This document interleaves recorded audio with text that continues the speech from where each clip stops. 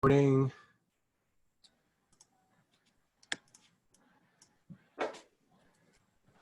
And we are live. I'd like to welcome everybody to the Planning Board meeting for August 19th, 2020. This is Bonnie Sontag, Chair of the Planning Board, and I'm going to call roll call for the Planning Board members. Alden Clark. Here. Beth Delisle is absent. Ann Gardner is absent. Is Tanya Hartford here yet? She'll be coming. Leah McGavern is absent. Rick Tainter. Here. MJ Verde. Here. Don Walters. Here. Bonnie Sontag here. Our note taker is Linda Guthrie. We also have members of staff here, Director Andy Port and Planner Caitlin Sullivan. And I believe I saw Zoning Administrator Jennifer Blanchet.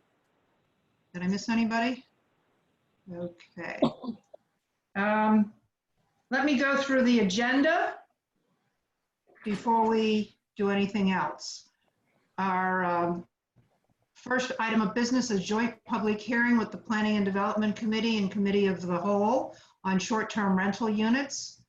That's been continued several times. The most recent date you see on the screen is June 17th. We actually had a public hearing on a previous version of this this amendment in March. Other business, minor site plan review, 0 Parker Street. It doesn't show up here, but it will be continued to September 2nd. Approval not required for 57 Low Street. Approval of the minutes from August 5th. A discussion about the Evergreen Pool. Potential zoning amendment discussions and other updates.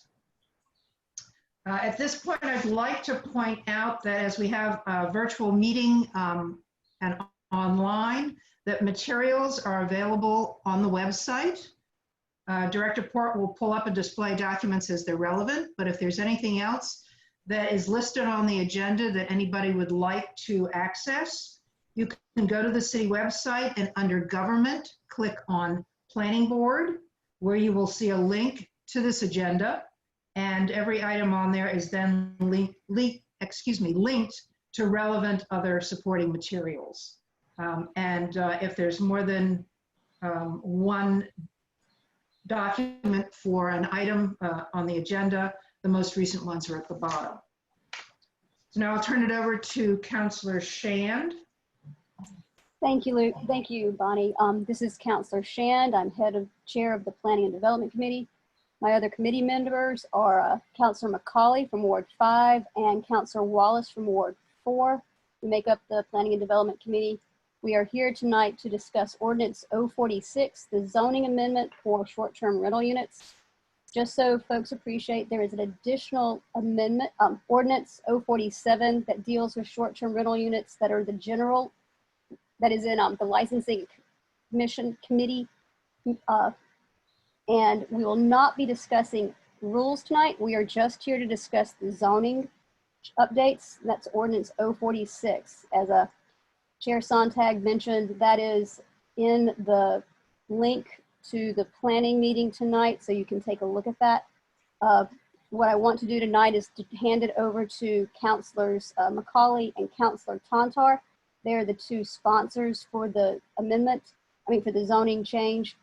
It was amended earlier this month, so the latest and greatest is part of the link tonight. After that, we will be doing public comment, and I will leave that to Chair Sontag and Andy Port to explain how that will be done on Zoom. So at this point in time, I would like to have Councilor McCauley, if you would, talk about the updates to the ordinance. Thank you, Chair. Thank you, members of the Planning Board, Committee of Planning Development, members of the Planning Department, my co-sponsor, fellow councilors, and the general public. As we have said, this joint session is intended to continue our discussion on short-term rentals. Tonight, we'll focus on the zoning portion, the amendment.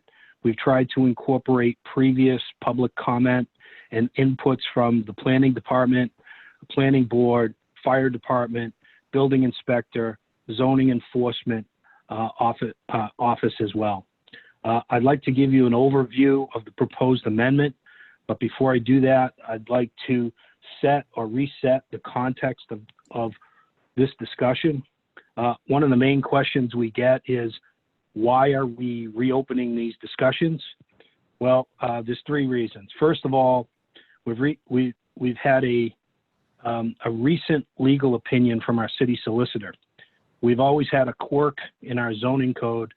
The language from decades ago has said, if a use is not listed in the code, it is not allowed. Over time, previous administrations have had differing interpretations of the intent.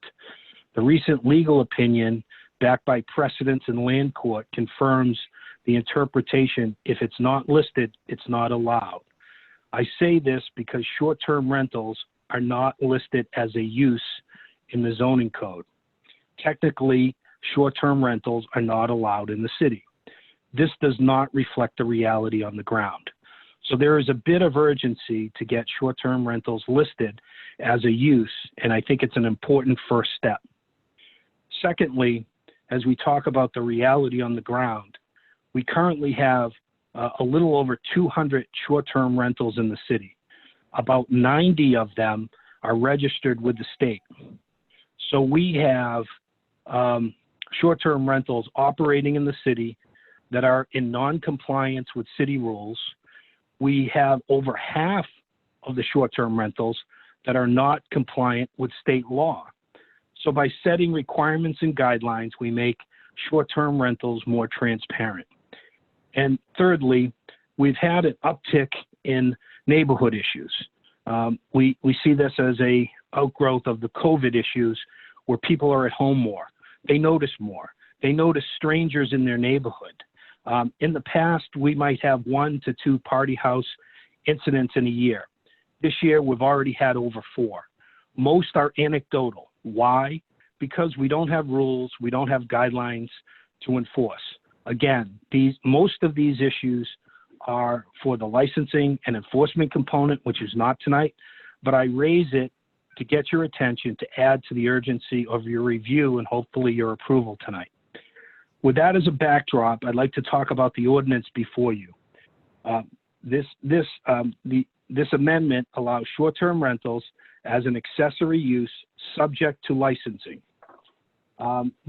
There's 3 sections of this: the purpose, the outline, the specific districts, and the detailed requirements. The purposes are 3: to provide a clear and consistent process through which certain dwelling units may be registered within the city of Newburyport for accessory use.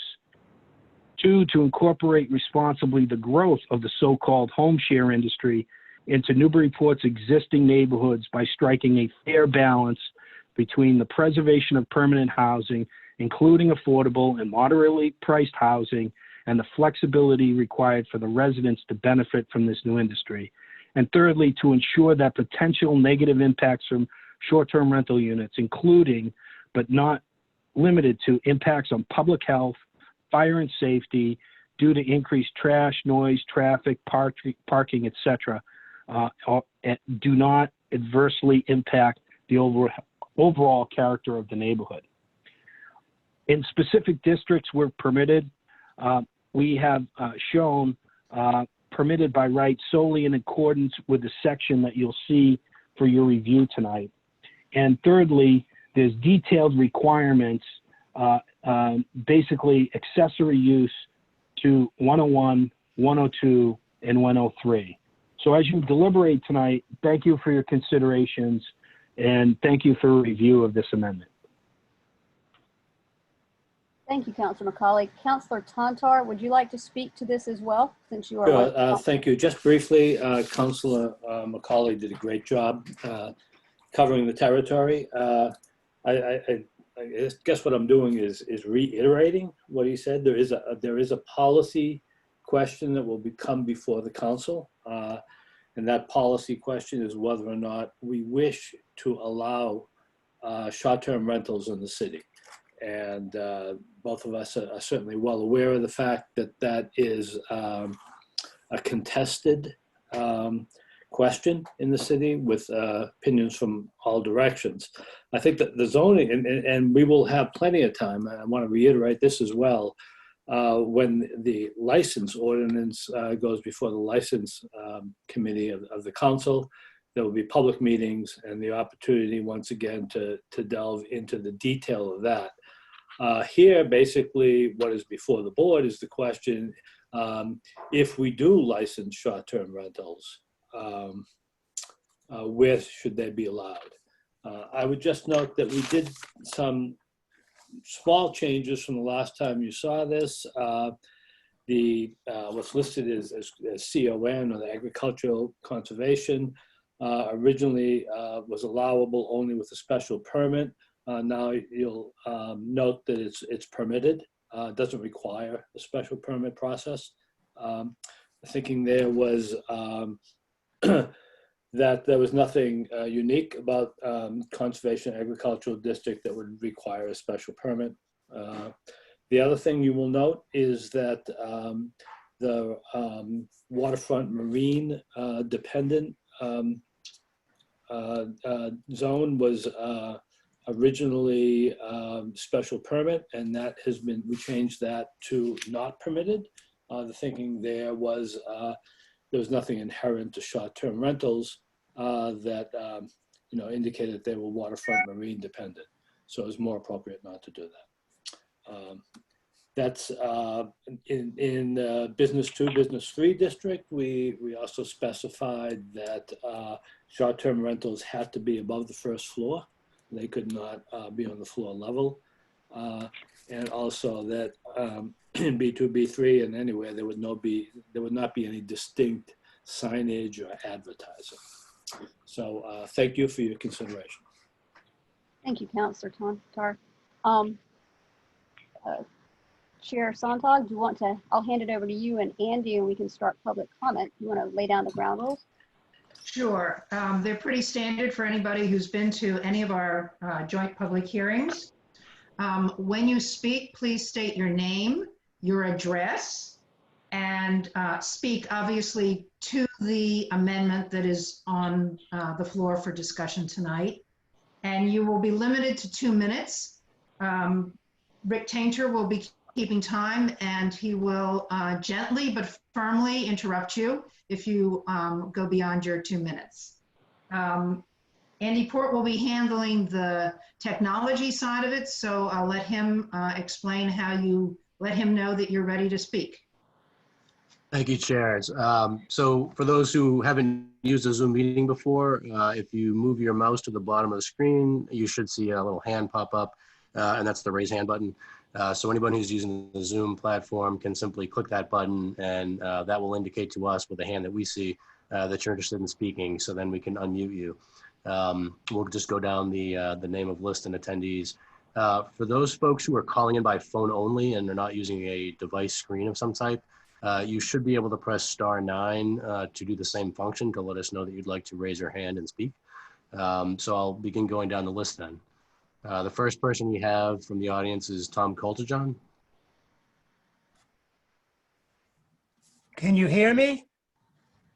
Hello? Yes, yes. Thank you.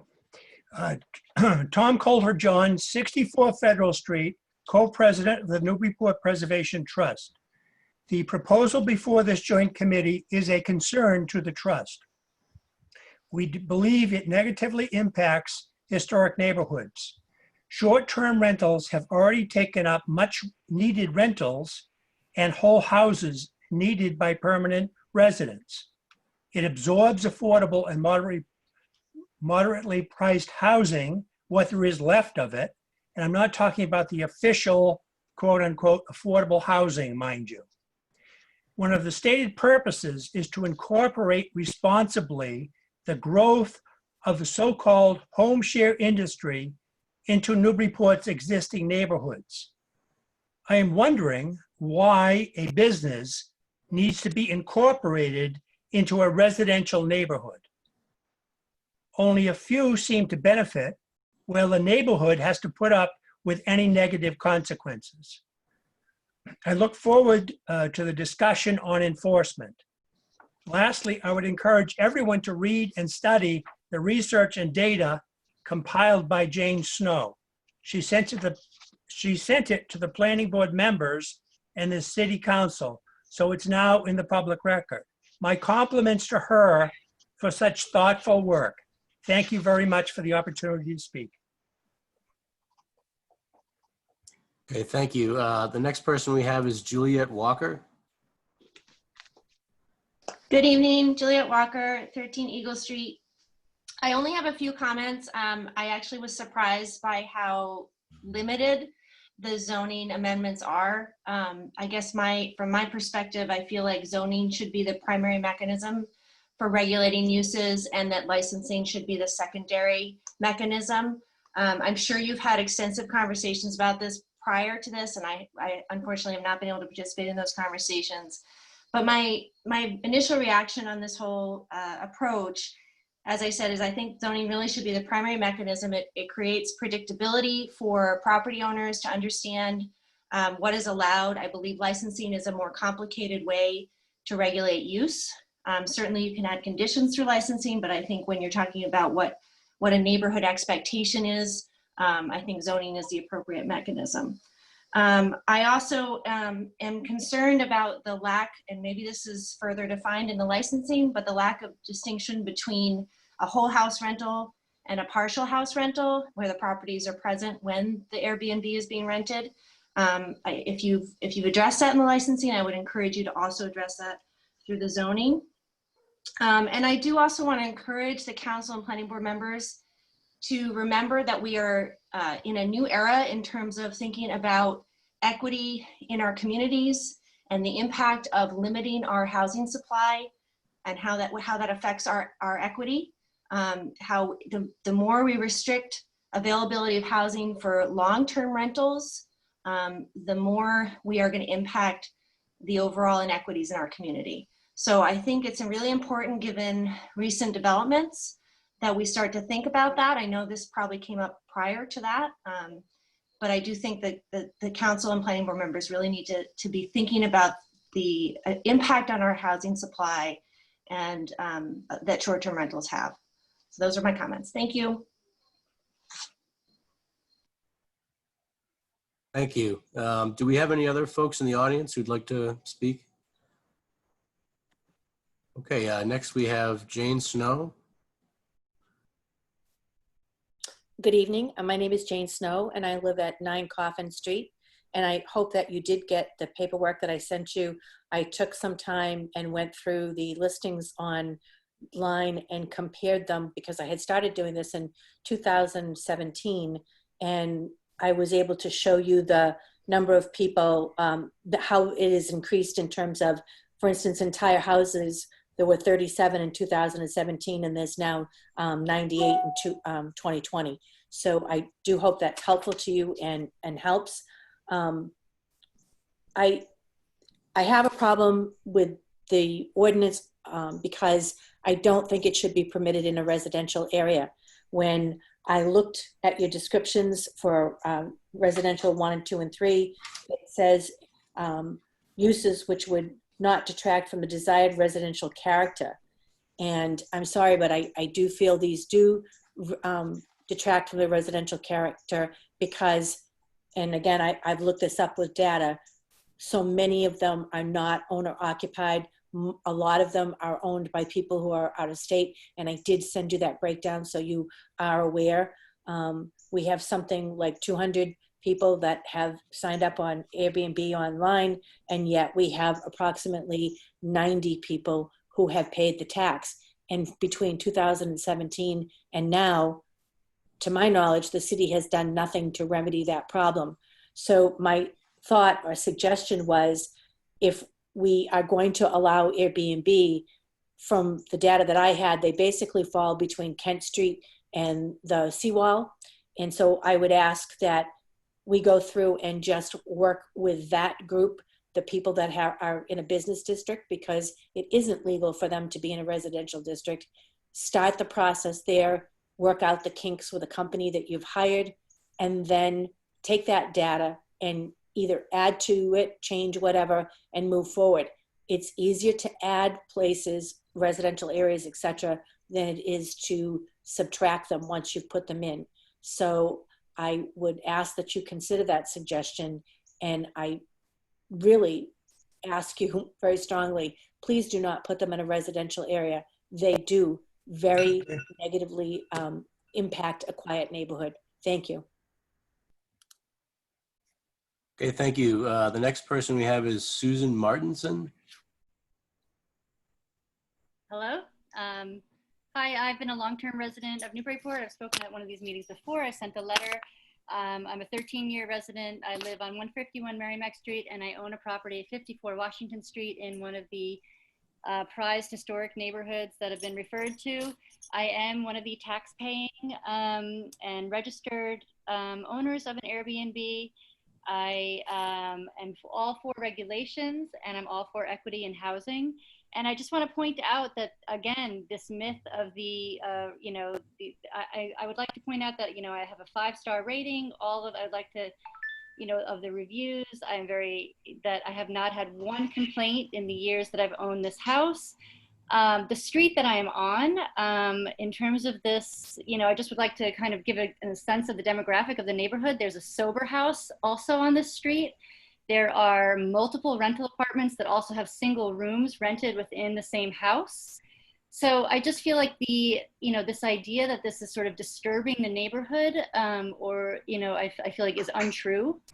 I also, again, want to point out that it is bringing a lot of money to Newburyport. This brings in a lot of tourism and is a lot of publicity for Newburyport. It also provides a lot of housing for people in Newburyport who need transitional housing for whatever reason. And I'm all for regulation. I'm all for this, for open discussion about it. But I feel like this sort of black and white decision making does not serve the residents who currently live in this community. Anyway, that's it. Thank you very much. Okay, thank you. The next person we have is Stephanie Nikotich. Hi, Andy. Can you hear me? Yes. Stephanie Nikotich, 93 High Street. I am completely opposed to this proposed zoning amendment. Short-term rentals are both a transient occupancy and business use under zoning. Our current zoning does regulate transient occupancy uses. In residential districts, there is either no allowance for these uses or allowance is with a special permit. Business uses such as this are not allowed in residential districts. The proposed ordinance turns our zoning on its ear, allowing by right transient occupancy and businesses, as long as they are called short-term rentals, in every residential district. The proposed ordinance serves none of the purposes it expresses.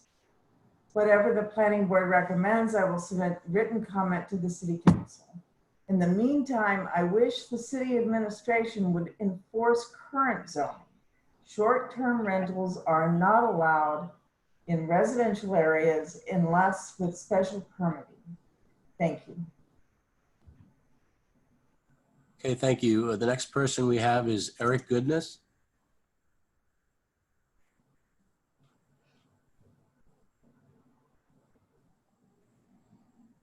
And Eric, you'll need to mute yourself, unmute yourself on your end.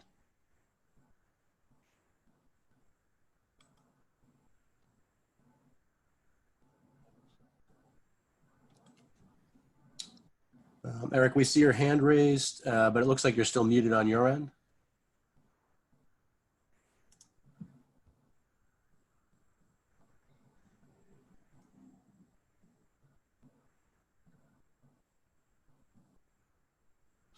Could take a pause there. Oh, Eric, can you hear us?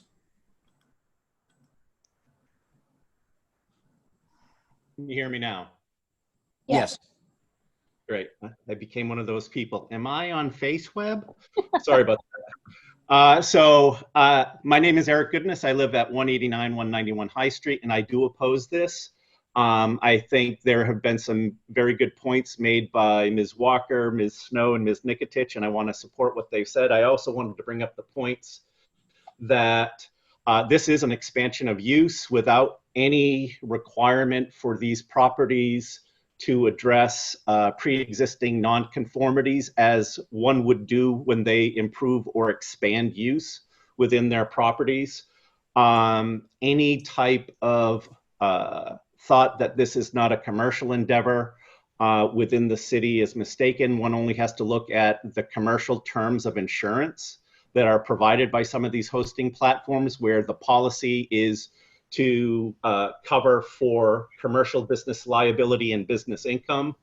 I agree with Ms. Walker that it's contrary to the intent of the city to foster more affordable housing.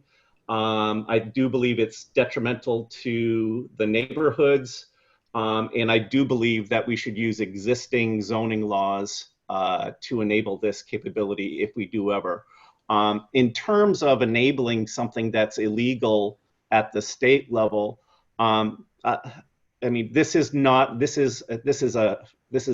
a use that's been extended that we're asking for. There is no risk of the city being looked at for regulatory taking. I don't believe that the existing providers in the city can take a lawsuit against the city for a pre-existing nonconformity that they have by right. And I just think this is detrimental to the city and to the historic neighborhoods. Thanks. Okay, thank you. Do we have anyone else in the public who'd like to speak?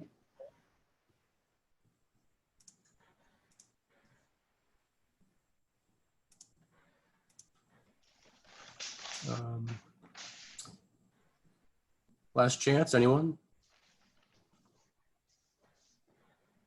Okay, I'm not seeing any others, Chair. Okay, Councilor Shan, do you want to invite any of the councilors? I'm sorry, yes? Sorry, Bonnie. It looks like just a moment we had Al Clifford raising his hand. Okay, back to public comment. Al, are you there?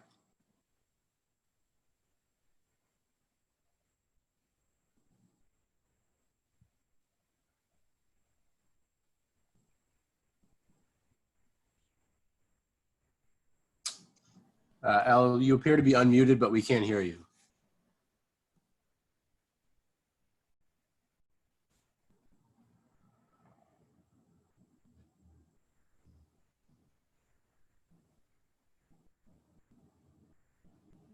Al, are you there?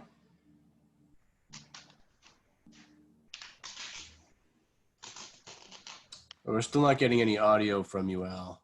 It does look like you're unmuted on your end, but we can't seem to hear you.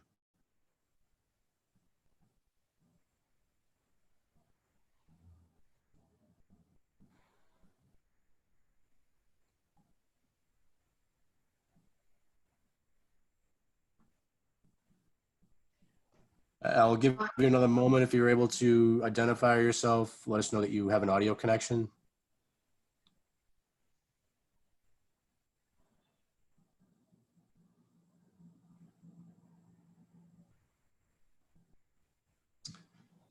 Not sure if that's going to work. I'm not seeing any changes, chairs.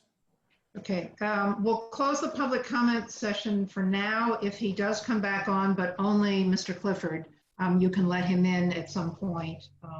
There appears to be another person with their hand raised. Yeah, we just had another person raise their hand as well, James Goodhart. All right, this will be the last one. Continue with public comment. Hello, do you hear me? Yes. James Goodhart, 56 Boardman, longtime resident. I can very simply just say I agree with the majority of the previous speakers. In which way? Would you be more specific, please?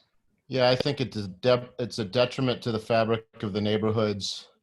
So I'm really against the ordinance. And if I went through the ordinance, there would be a number of things that I'd be opposed to as well. But broadly, I'm against it. Thank you. Andy, do you want to try Mr. Clifford one more time? Yeah, Al, are you able to speak to the board?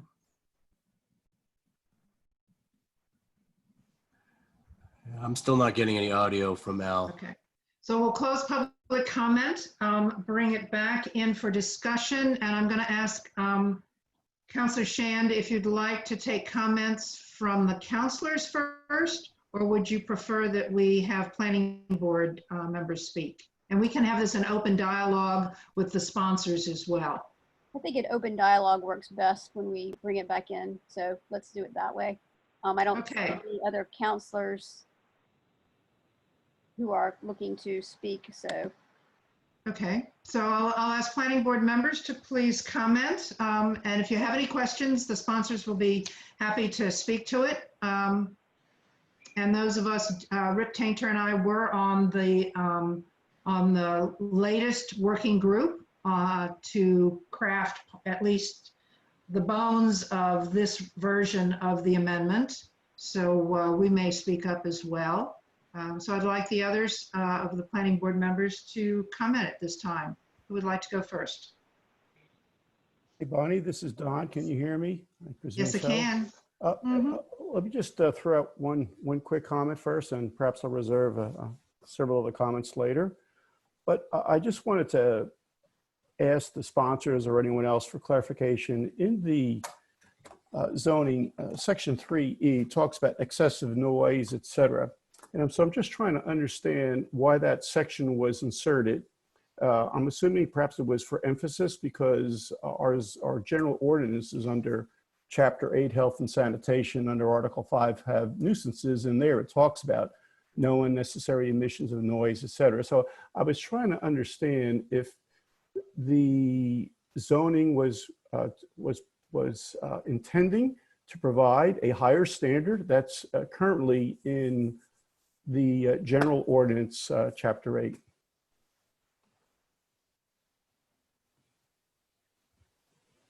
Councilor McCauley or Tantar, could you respond to that, please? Yes, sure. It was not intended to be a higher standard, but it was to call out specifically what areas that we'd have emphasis on.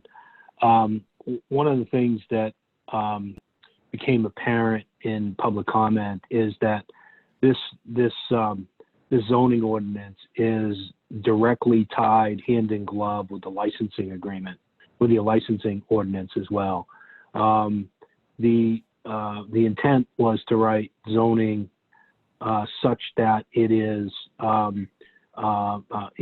it can be zoned as a permitted use subject to licensing, right? And the licensing rules are more detailed and more stringent. So from my perspective, I didn't see this as, to answer your question, Don, that this was calling out anything higher, but just laying out that these are things specific to the neighborhood that we see. Thank you very much. Thank you. Other planning board members would like to speak, who would like to speak now? A general question, is Alden Clark. I was just wondering, given the information that's been stated earlier, if this amendment does not get added to it, what does that mean for the existing ones? Do they become illegal activities? And what is the plan going forward if that is the case?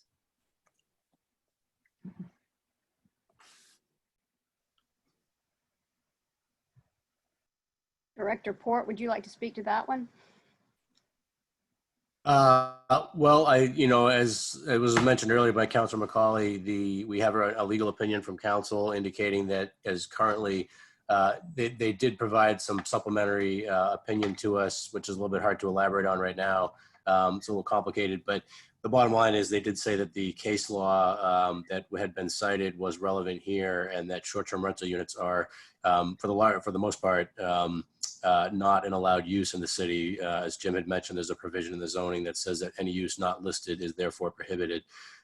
So that was essentially the logic that was followed, citing some case law where there was a similar analysis by the courts as to whether or not short-term rental units are residential in nature or quasi-commercial in nature.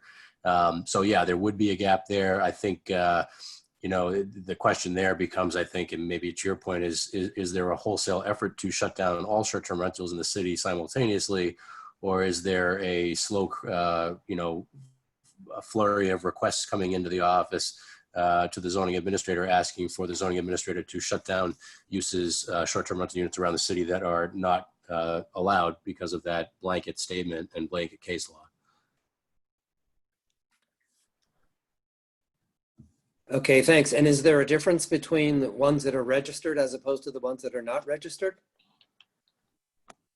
Well, you mean with the state? They have to be registered. Is that what you're referring to? Right, right.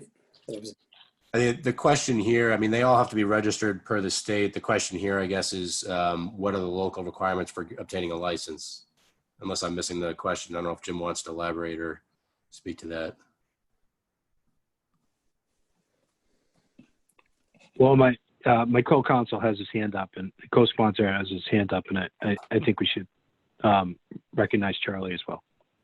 Yeah, thank you. I wanted to respond to Don's question.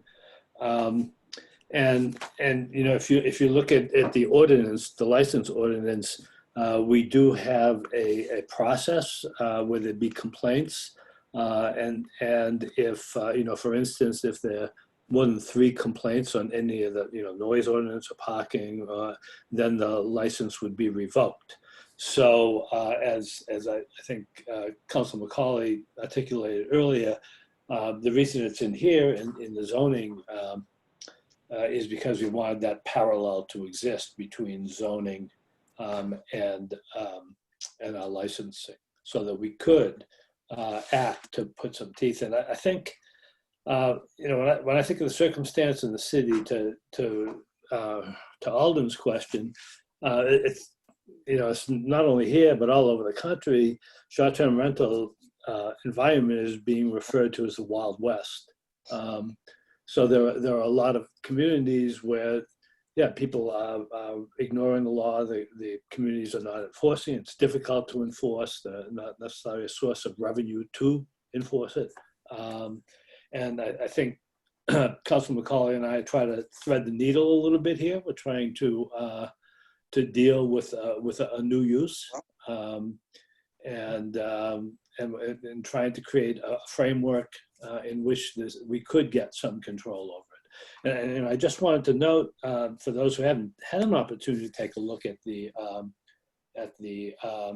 license ordinance, we are not going to allow so-called, what other people have called investor short-term rentals.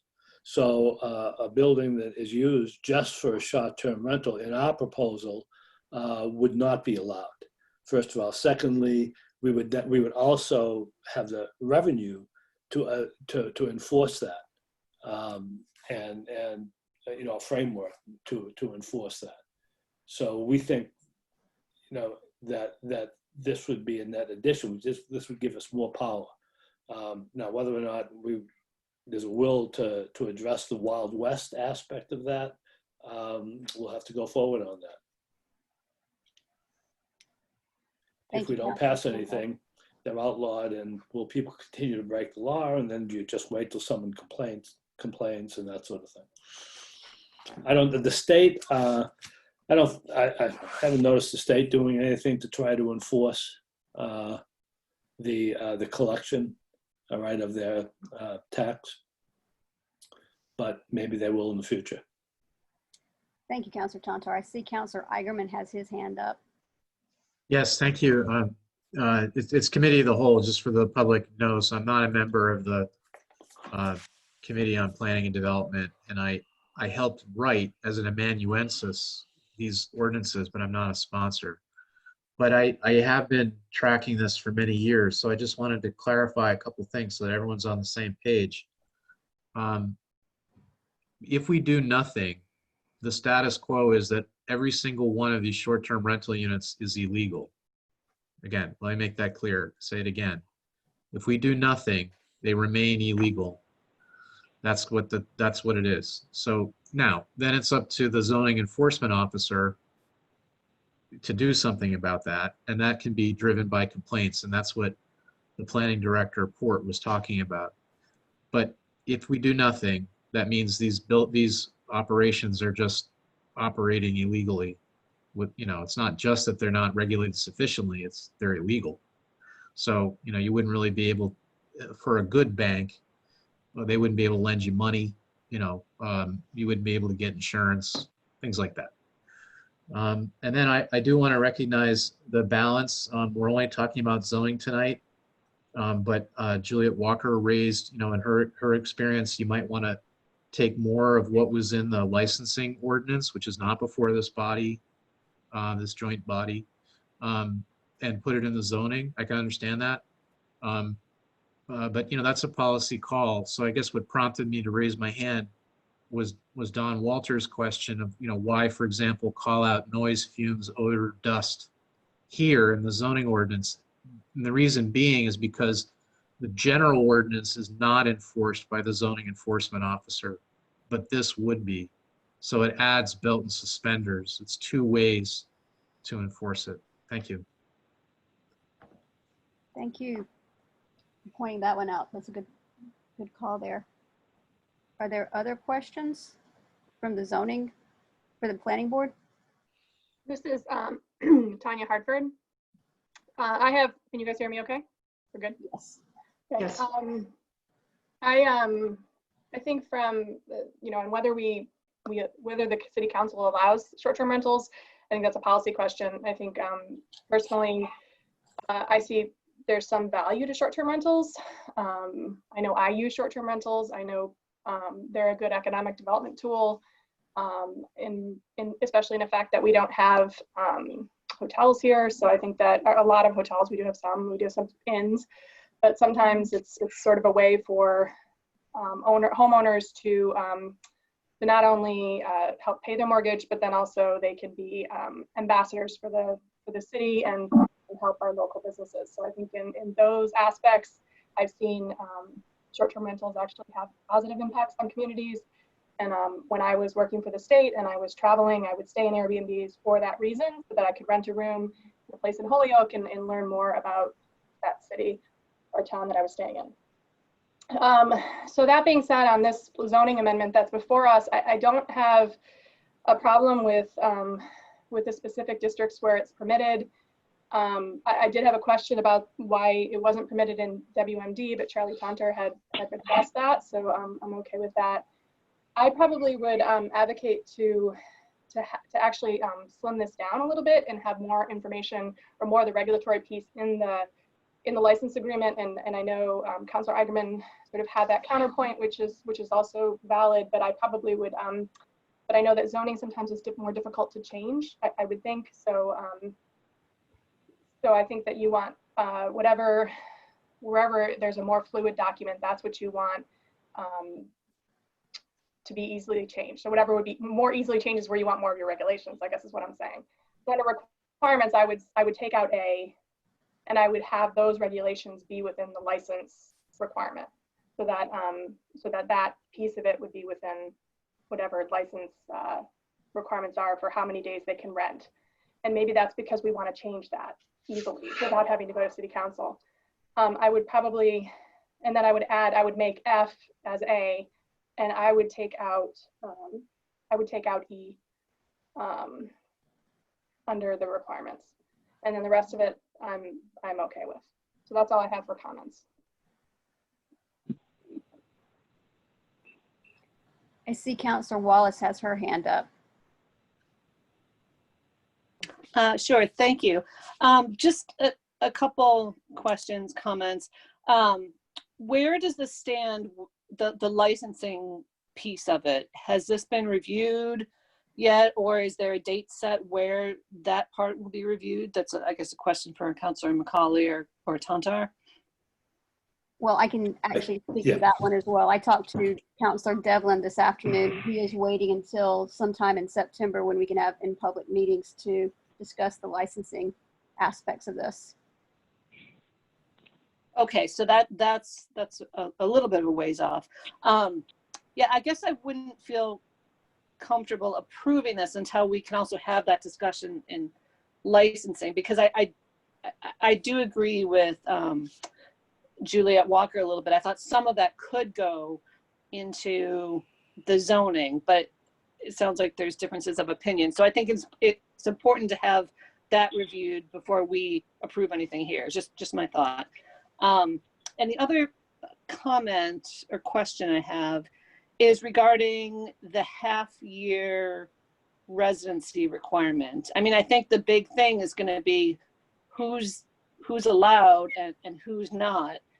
I know Jane Snow had provided some information. Do we know if we pass this, how many would just not be eligible at all? I guess that would be do we know how many are just renting them out as, you know, they don't live there? And then my other question is, how does that apply to Plum Island? And how do you describe the discrepancy between who's in and who's out? Maybe that's a question for Councilor McCauley. Yes, so if I may, Plum Island, we've treated as a separate entity right now because of the environment that's out there, the long history, and so forth. And so we've at this point, that's the way we've done it, and we've tried to clean that out. I think a lot of the questions that you have, Counselor, are directly tied to the licensing portion of it. Tanya was correct. I think we chose the avenue of a document and a board that is easier to adjust in licensing. So if things need to be tighter or looser, as the case may be, we could adjust that from a licensing standpoint as opposed to a pure zoning position. I think what the zoning amendment and the licensing amendment, I'll say again, go hand in glove. Any use in terms of short-term rental that would be allowed or not allowed here under these regulations are subject to licensing. And I know we're not talking about that, but many of the questions you ask and others have asked about what we can and can't do. For example, I'll use the example again of Juliet Walker about distinction of a whole house and a partial house. Those are clearly laid out in licensing. Residential, the 6-month is consistent. The 6-month residency is consistent with Massachusetts state law. Yes, we know how many people are, how many folks that are registered and not registered with the state. For the most part, we have a good idea how many people may or may not be affected by this. But, you know, that's only affecting short-term rental, right? There's the ability to do long-term rental or do other things along the way. So again, as my co-sponsor had pointed out, we're trying to strike this balance here of increasing availability of housing. I didn't say affordable housing, availability of housing in our housing stock. And we have as much public comment from the first meeting we had where longtime renters were put out on the street because we had 5 incidents of it, and they came forward where they were put out on the street because the landlord was going to do short-term rentals. So these are the types of this is the type of balance that we need to strike, and we're trying to strike. And we chose the avenue of doing a licensing portion of that with more of the belt and suspenders and details and operational expertise in that area. Meaning, you know, there's enforcement, there's penalties, there's registration process, there's conform to fire code and building code and those types of things that are laid out there. So I hope I answered your question. I know I rambled a bit, so. No, that's fine. Could I just, Councilman Wallace also asked about Plum Island, and Plum Island is largely exempt. They would have to register, but they are exempt. You know, they can do short-term rentals 365 days, for instance, and that sort of thing. They're exempt from the residential requirement. Yeah, right. The primary residence requirement. Right. Could you speak a little bit Now- more as to why there's the exception with Plum Island? Excuse me, excuse me, everybody. I think we're getting into the licensing issues, and I'd like to bring us back to zoning. Would that be appropriate, Councilor McCauley, or do you want to answer Alden's question? It's up to you as the chair. I will do whatever you decide. Okay, I just wanted to help us stay on track. And Plum Island is not covered by the zoning here, so I'd like to defer those questions in consideration of the answers to the licensing discussion, and bring it back to anything that relates to what's in the zoning here that raises questions for board members and counselors, if you don't mind. Rip Tainter. Yeah, I was holding off because I was involved in the working group and I wanted to have other planning board members have an opportunity to talk. But I have a number of concerns, and I do think it's hard to separate the licensing from the zoning, but I will try to do that. And first of all, I'd like to say thank you to Jane Snow. That was a great research project she did, and I think it'll be very helpful in moving forward. I think in terms of the zoning, there are a couple of things I have concerns about. One is there are really three separate uses here. The limited share, the home share, and the owner adjacent really have very different impacts. And I think that they really should be treated differently. So I would repeat what I had said before, that I think they should be separately listed in the use table. And I also think it would be helpful, and I know there was a pushback against this when I said it before, but I still think it would be helpful to put these in the use table. And we already have 6 to 8 accessory uses in the use table in section 5E. And this would just be another one, another set of accessory uses. And the reason I say that is it would make it much easier to compare other residential uses or business uses to what we're proposing. And as a case in point, the short-term rental unit proposal says it would be not permitted in B1. And among the short-term rental options is a limited share unit, which is like a small bed and breakfast. So you would not be allowed to have a 3-room rental in the B1 district, which is a short-term rental unit, but you would be allowed by special permit to have a 5-room bed and breakfast. And there really is no distinction between a bed and breakfast and a limited share unit. Our definition of bed and breakfast in the zoning ordinance doesn't require that you serve breakfast. It's called a bed and breakfast, but all it requires is that you can rent up to 5 rooms.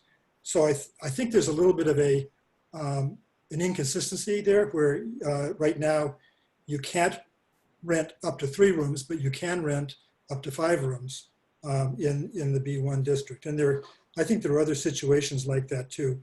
So I do think that it would be helpful to regulate these differently, to be a little bit more specific in the zoning ordinance, and to put the use table for the short-term rental units with the other accessory uses, which, and these include home occupations, outdoor cafes, drive-throughs, in-law apartments, accessory retail, and construction trailers. Those are all accessory uses that are listed in the use table.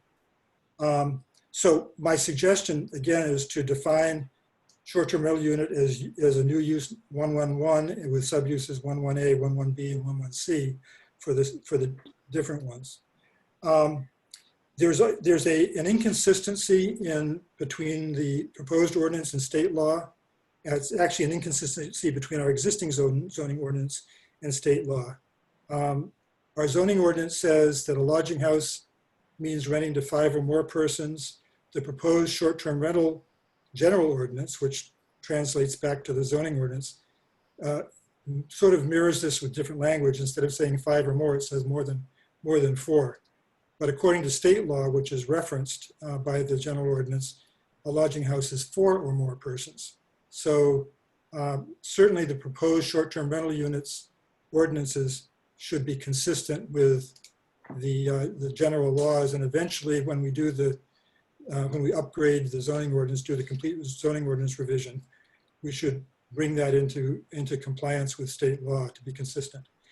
And then that brings up another issue, which is that normally when you have two conflicting regulations, the stricter one applies, or two inconsistent regulations, the stricter one applies. And so the use table for use number 106, which is lodging house, is stricter than the proposed use table for short-term rental units. And the ordinance envisions lodging short-term rental units as being subject to state law requiring regulating lodging houses. So I think that although it says P for a number of districts in the proposed use table, many of those would be not permitted because they would be considered under state law lodging houses. Anything that required sprinkling would not be permitted in some of these districts. So again, it's important. I understand that the desire to put things in the licensing ordinance, in the general ordinance, but there's a reason why uses are regulated under zoning. And I think that where you regulate uses, you should put it in the zoning ordinance so you understand where your conflicts are with your existing ordinances. And I guess the final thing I would say is simply that I think we really have, well, two more things. One is that we really have 4 types rather than 3 types. We define 3 types, and then we treat Plum Island and houseboats differently. So I think there is a investor-owned short-term rental unit use that could probably be called out, and that would make it clear what you're trying to do in Plum Island. And the final thing is to point out that there are likely a number of short-term rental units on Plum Island that we haven't even captured yet because they're not listed on Airbnb. I mean, the historic way you did short-term rentals on a beach community was you went to a local rental agent and that person knew who was renting stuff and didn't have a computerized platform to work from. So, you know, Airbnb is just one of at least 3 of these computerized platforms. And there are probably other units on Plum Island that are not even covered by any of those listings. So the current situation is probably significantly larger than what Jane has the numbers for. That's all. Thank you. Any other planning board members want to speak at this time? I'll just comment. Go ahead, Bon, I'm sorry. Oh, who was that? But you please go first. That's okay. I was just going to comment that I felt that many of the people who spoke tonight possibly hadn't read the licensing agreement. Licensing ordinance, because tonight is just focused on the zoning. And I think if they do, this kind of reinforces what Councilor McCauley was saying earlier, that they have tried to take into consideration what's considered or looks like a business use in a residential neighborhood for those particular concerns, with owner occupied, owner on site, or owner designated operator available 24/7 to manage the short-term rental unit. And so the idea that we are permitting short-term rentals in residential neighborhoods is predicated on the fact that the licensing ordinance goes hand in glove with the zoning ordinance. Now, whether or not some of that should come into the zoning ordinance, as members of the board have pointed out, that's still open for discussion. But I would encourage everybody on this hearing tonight to review both ordinances together to see if the same concerns are as serious or even possibly some of them go away because of what the licensing will do to control some of the perceived and some of the very real situations that have developed so far.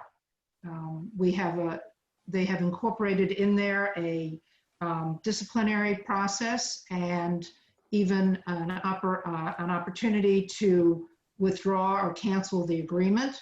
So in terms of where we have these uses, they cannot be viewed without looking at the licensing that controls that use. So I just wanted to reinforce that. Go ahead, Don.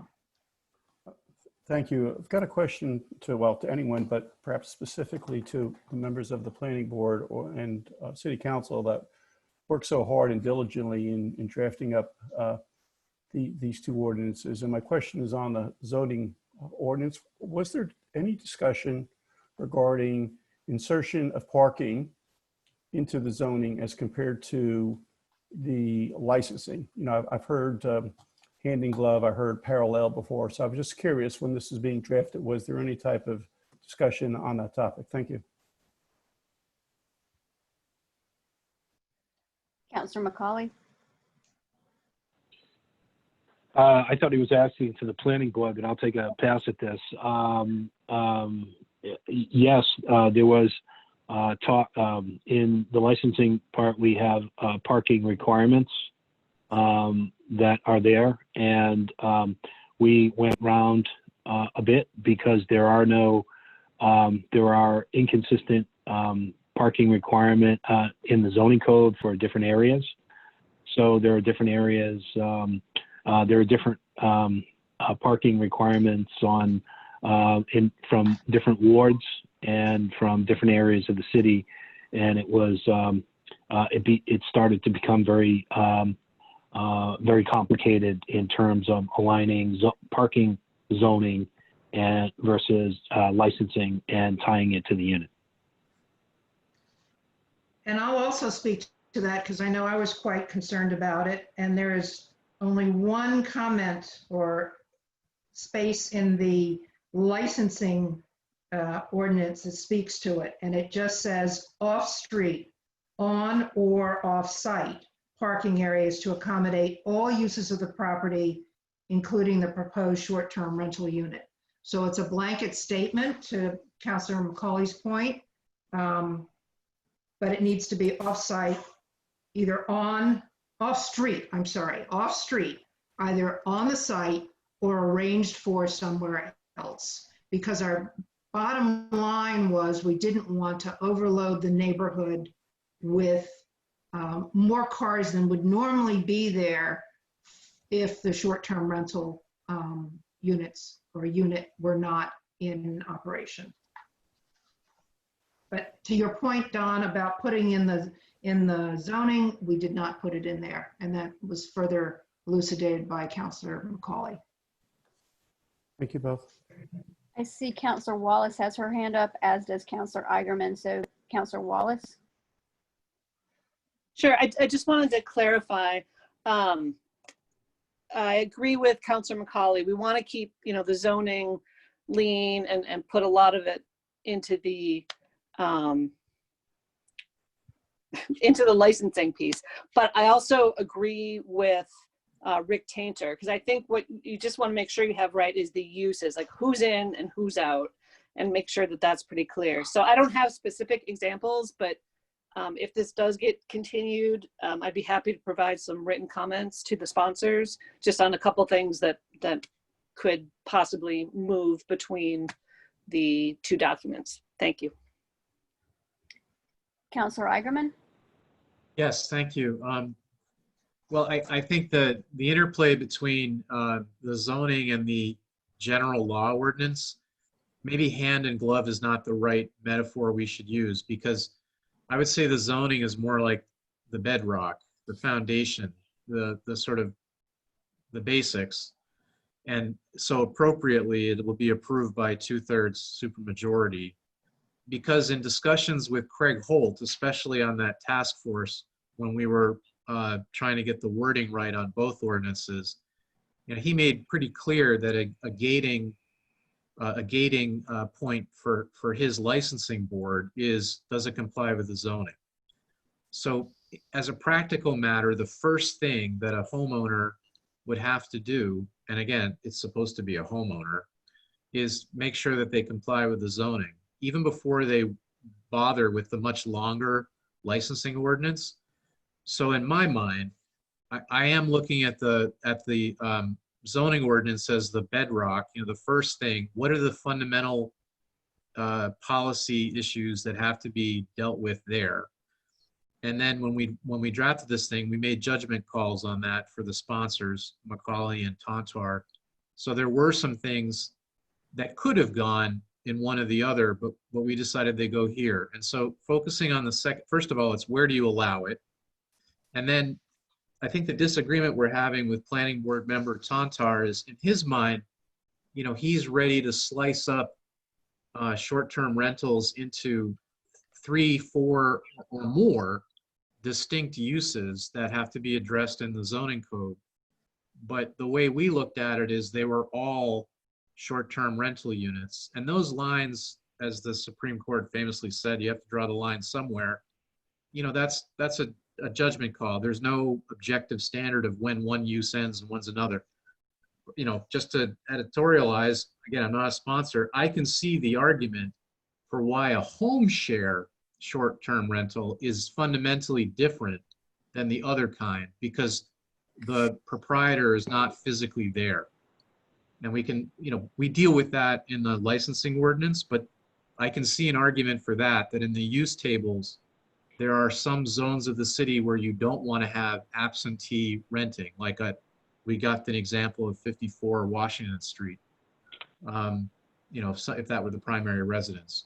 But I don't personally think that you would have to slice limited timeshare, limited share, where you live in the same, you're living there and you're sleeping there and you rent out a room, to say a 2-family house where you live next door to the unit that's rented out. I don't really think those are different to a level you need to deal with on the zoning code. And I think those are policy decisions. And so we need recommendations from your planning board and your committee, and then it'll come to the council and we will draw the line. I'd say the best point that was made about the use table and the interplay Rick Tainer brought up was bed and breakfast in the B1. You know, we had a discussion at the task force. Well, you know, B1 is our car-oriented commercial zone, and as much as it pains city planners, we do have a very significant car-oriented business district on Story Avenue. We have another one by Route 1 traffic circle at the train station, but we at least have an overlay for you know, smart growth. Anyway, so that probably is a good catch that we have to sort of figure out as a policy basis.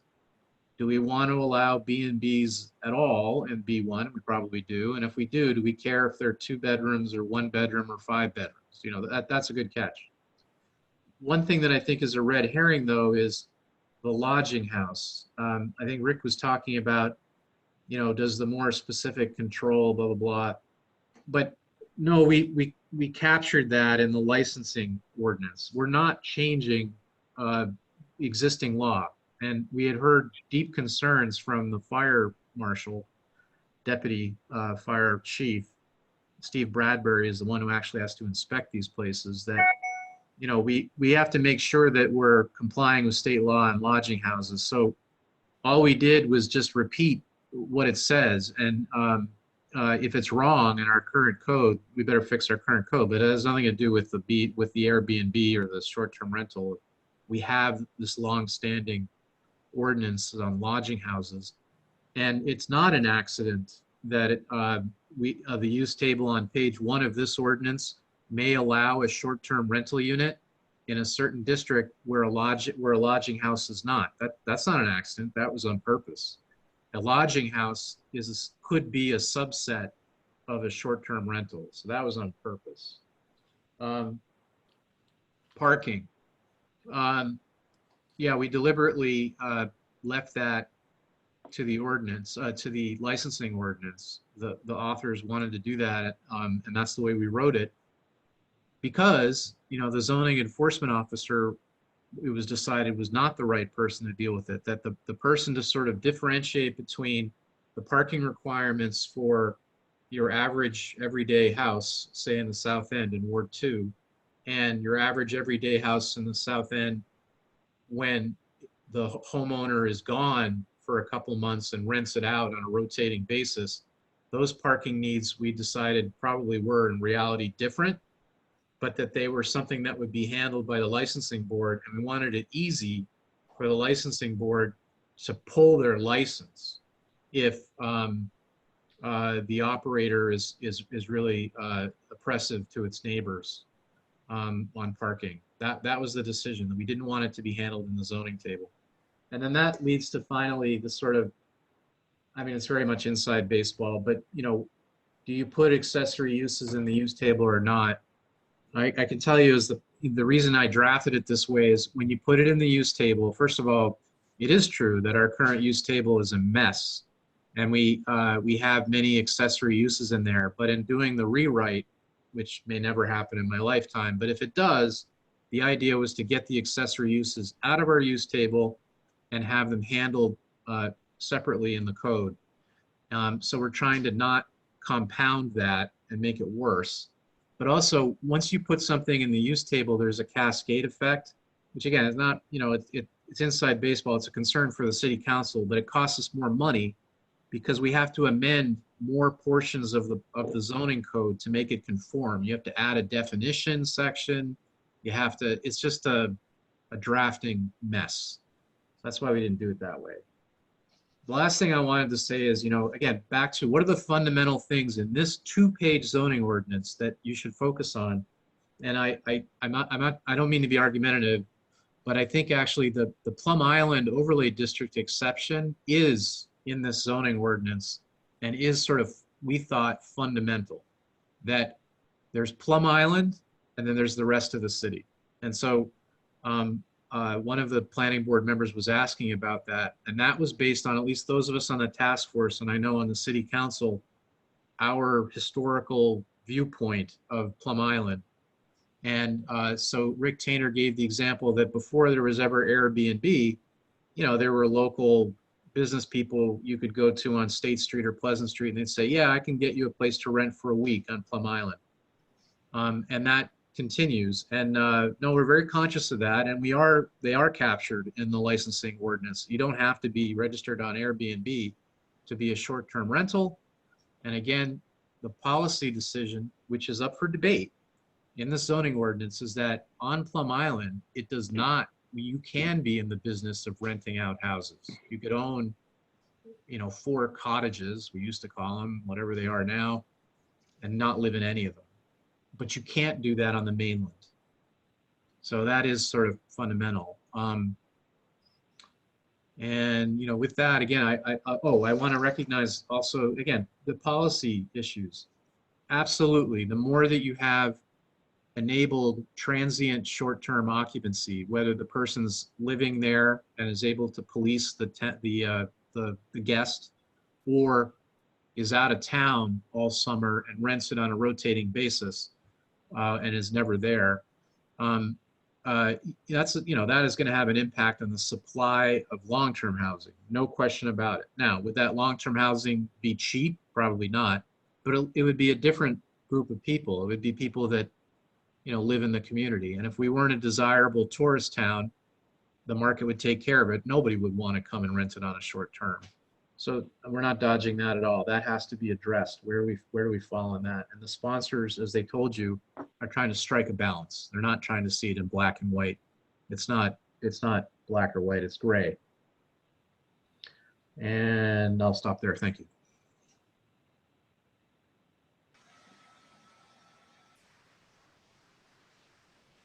All right, Bonnie. Yeah, so planning board members, we have 2 completely opposite opinions, along with other people who fall somewhere in the middle, with Tanya going to slimming down the ordinance and making some suggestions there, and Rick looking to increase some other sections such as use in the use table.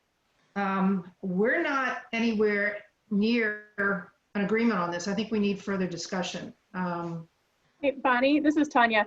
I will say that I don't have a problem with keeping this as it's written. I was just, I think from my perspective, it's more if in section A, like I understand that that's where you have the Plum Island overlay district information in there.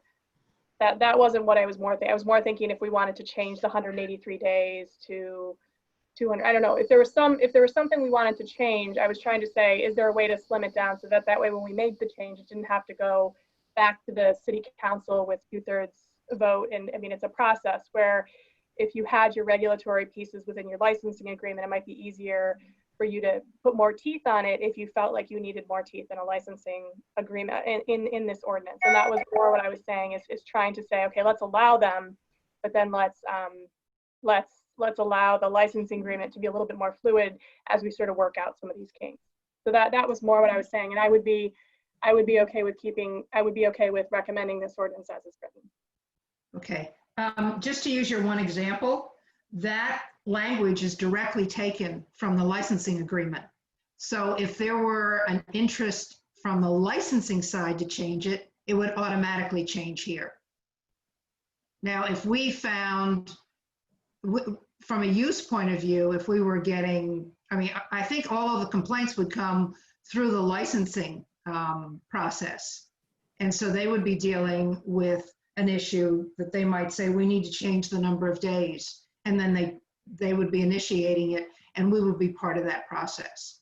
So I don't think it would be that, I don't think it would come from us necessarily. And I think we might be driven by the licensing process to make that change that would then be approved as a change in both amendments. But I think the bigger issue is around Rick's current concerns, and I'm going to bring it back to you, Rick, on differentiating the subcategories of use. Given what you've heard since you made your comments, do you have any amendments to your comments or direction you want to go with it? I still have the same concerns. Just to be very, I think that because we're not being precise in the zoning ordinance, we're being very general. We're opening ourselves up to lots of interpretation and potential conflicts. And again, they're just the first one that I have thought about is, or there are two things. One is the difference between a B&B and a limited share rental unit. But just the idea of, because in the licensing agreement, we specifically reference the state law regarding lodging houses, that just opens up the potential for a short-term rental unit to be a lodging house. So that the way I interpret this is we can probably solve it by some zoning language, but we don't have it yet. But if a short-term rental unit, whether it is a home share or a limited share or the owner adjacent unit, if any of those can be rented to 4 or 5, depending on how you interpret the ordinance and the law, 4 or 5 people not related to the owner, then they automatically become, it seems, under our zoning definition, they become a lodging house and therefore are prohibited everywhere except for the R3, B1, B2, and B3 districts, which is in conflict to what we have in our proposed zoning ordinance here, which allows them by right throughout the city pretty much. So I think that we need to be more careful about this. It seems that that we're not solving the problem that we're trying to solve. We're just creating some ambiguities and conflicts within the zoning ordinance. So I just think it needs some more work in that regard. That is possible. It's not specified in the zoning, but if you look at the licensing agreement, it says no more than 4 unrelated occupants without without a lodging house license. So if I remember our discussions and what I've seen that came out of it, we are staying under the the minimum for a lodging house with all of our definitions of short-term rental units.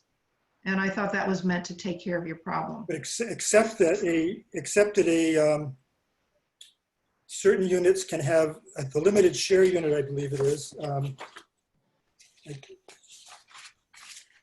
Madam Chair. Yes. Let me just finish this. The You limited first. share unit is, can have a maximum of 6 guests. So that's a lodging house. But they're in a configuration. Oh, I see what you mean. And Yes. regardless of whether they're related to each other or not. They could be all members of a family, but if they're not related to the owner within the second degree of kindred, then it becomes a lodging house. Councilor Igerman, did you want to speak on Yeah, this? I think what Rick is missing is that the way that a lawyer or a judge looks at it is you have to comply with everything. You can't pick and choose what you comply with. So as I was trying to say, very deliberately, we said the short-term rental unit could also be a lodging house. So you can't say, oh, well, I'm deciding to be a short-term rental unit. I'm going to pretend that I'm not a lodging house, even though I'm both. It doesn't work that way. A court is going to enforce both. They're going to say you must comply with everything. So if you are both a lodging house and a short-term rental, you have to comply with all the regulations for both. So if it says, well, you can do a short-term rental in zone R1, but you can't do a lodging house, and you're both, you can't do it. So there is no circumstance where a short-term rental unit that's also a lodging house will be able to get out of the regulations for a lodging house. So there's no contradiction. So what you're saying then is a short-term rental unit in certain residential districts, even though it says they can have 3 bedrooms and 6 residents, they really can only have 2 bedrooms and and no more than 3 guests. Because if they're a lodging house, and again, the definition of a lodging house is set by state law. It could change. It's incorporated by reference. So we're saying, whatever the rules are for lodging house, you got to observe those. We're setting rules for short-term rentals if they're not lodging houses. The difference is degree of kindred, which is a very bizarre phrase, but with your related. And that's a creature of state law. And we've always had that problem under our zoning code. There are other situations where the exact same set of facts have arisen that you're describing, where something could be people sharing an apartment to reduce expenses. And there's lots of litigation on this. And the owner says, see, it's not a lodging house. And the court says, no, you're both. You're a lodging house. And they have to comply with all the regulations that apply to both. This is no different.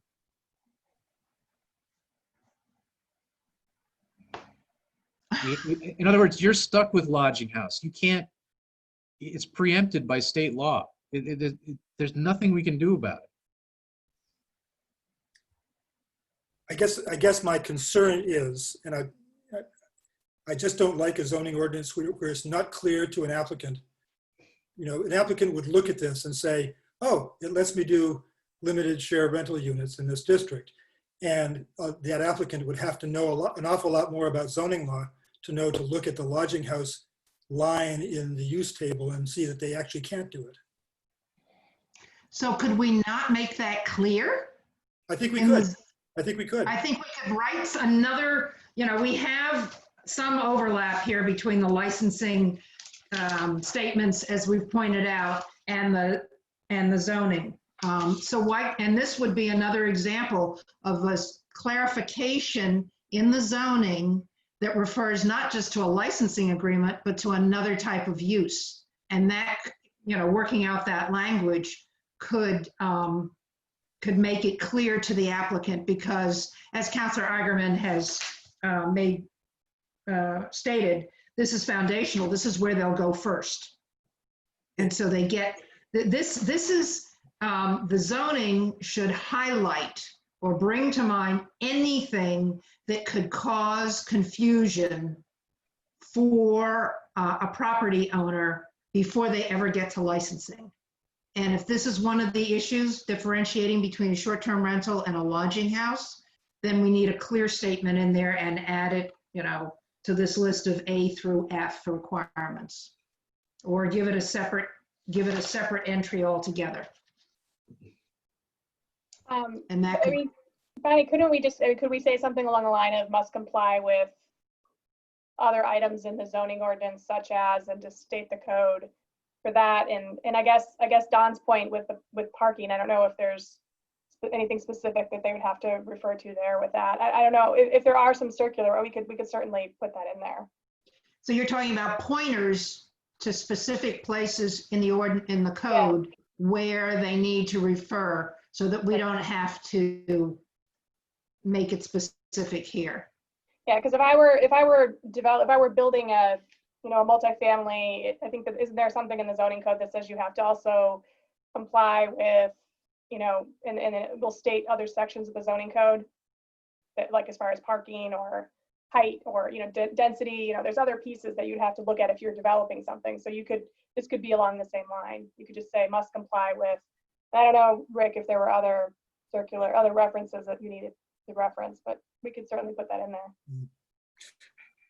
I guess part of my, again, thinking about this, somebody looks at this and they say, okay, I can do a short-term rental use as an accessory use to a one-family, two-family, or multifamily use. It's an accessory use.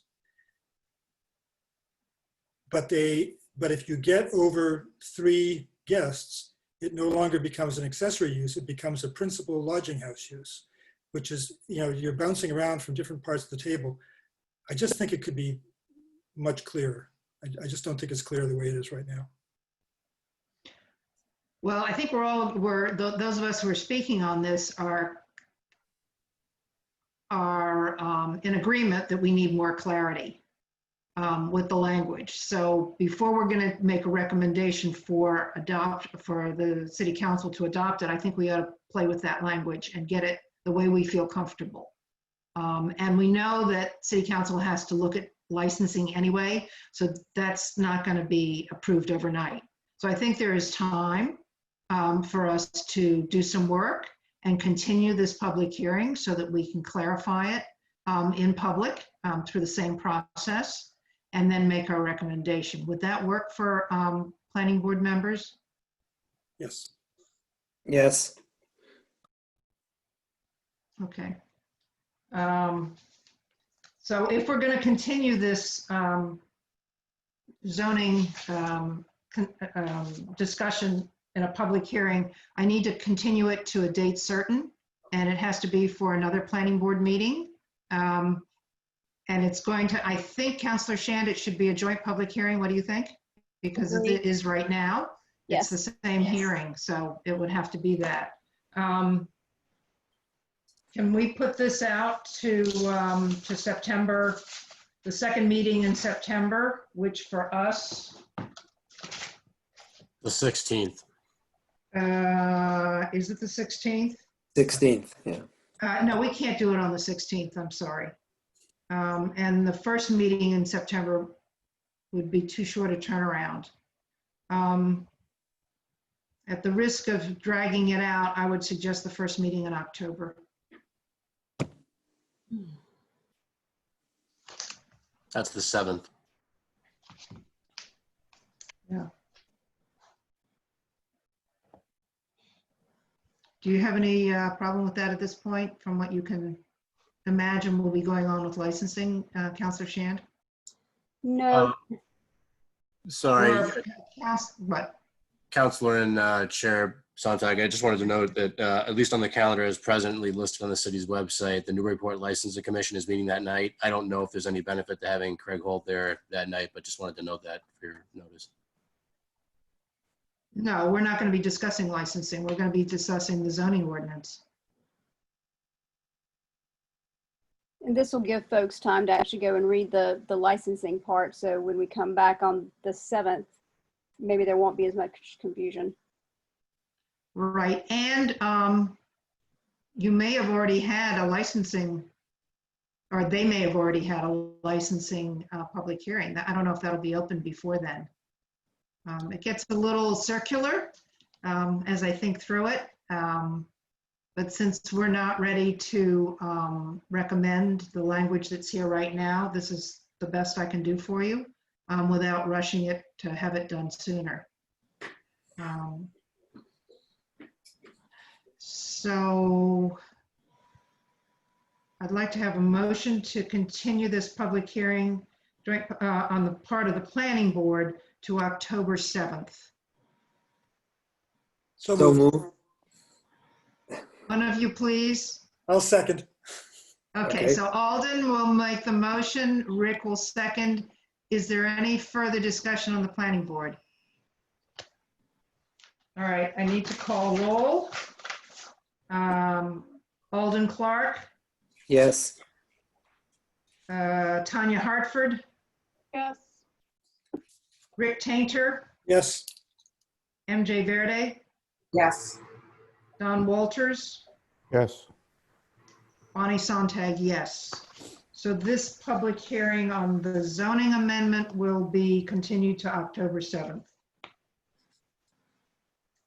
All right, Um, so as far as planning and development goes, I'll take a motion to continue this discussion jointly with our organization, our planning group, until October the 7th. So moved. All those in favor, say aye. Aye. Aye. I seconded that. Thank you, thank you. All right, Just a point of order, may I ask a question? Was there any consideration of having a joint meeting with our committee with the licensing committee? yes. Or is that, okay, Yes. I spoke to Joe earlier today. That is a consideration for us to have in September. okay, that would be good. Yep. Thank you. All right, so to let the planning board get on with the rest of their meeting, I would take a motion to adjourn. So moved. Second. All those in favor, say aye. Aye. Aye. Aye. All right, thank you, Chair Sontag. Enjoy the rest of your meeting. And thank you, Chair Shand, and all counselors who have been here. We appreciate your participation, as well as members of the Thank public. you. Thank you. Thank you.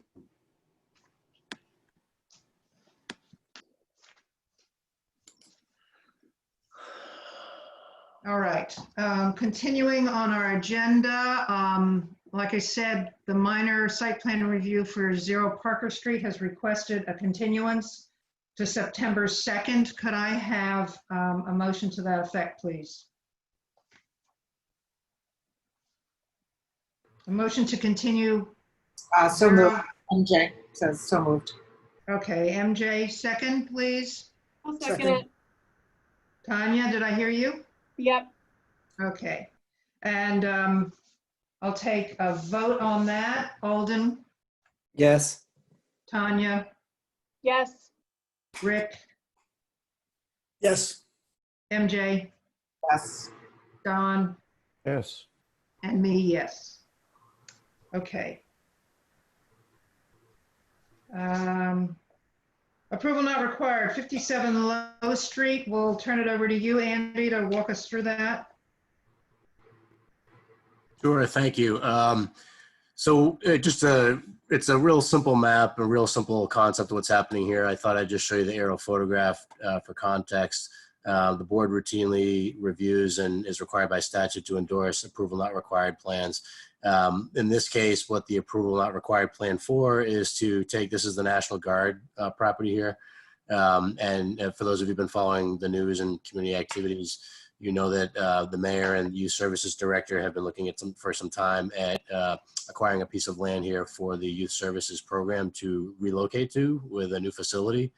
And although that is a whole discussion that requires the council to discuss because it would require bonding for construction, and that's a larger discussion, we have been doing a feasibility study on the site.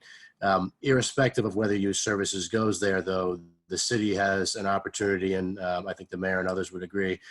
We have a good price essentially to buy this land because we buy it at a municipal rate as compared to the private sector. So there's a benefit for us to acquire this property regardless of whether it's used for youth services. I know, there are other cities departments that have needs like the Parks Department and others.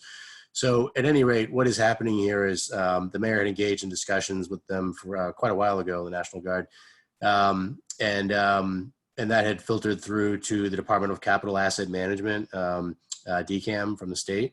And what we're doing here is essentially breaking off a piece of the land. So this is the larger parcel that's highlighted here, the Guard property.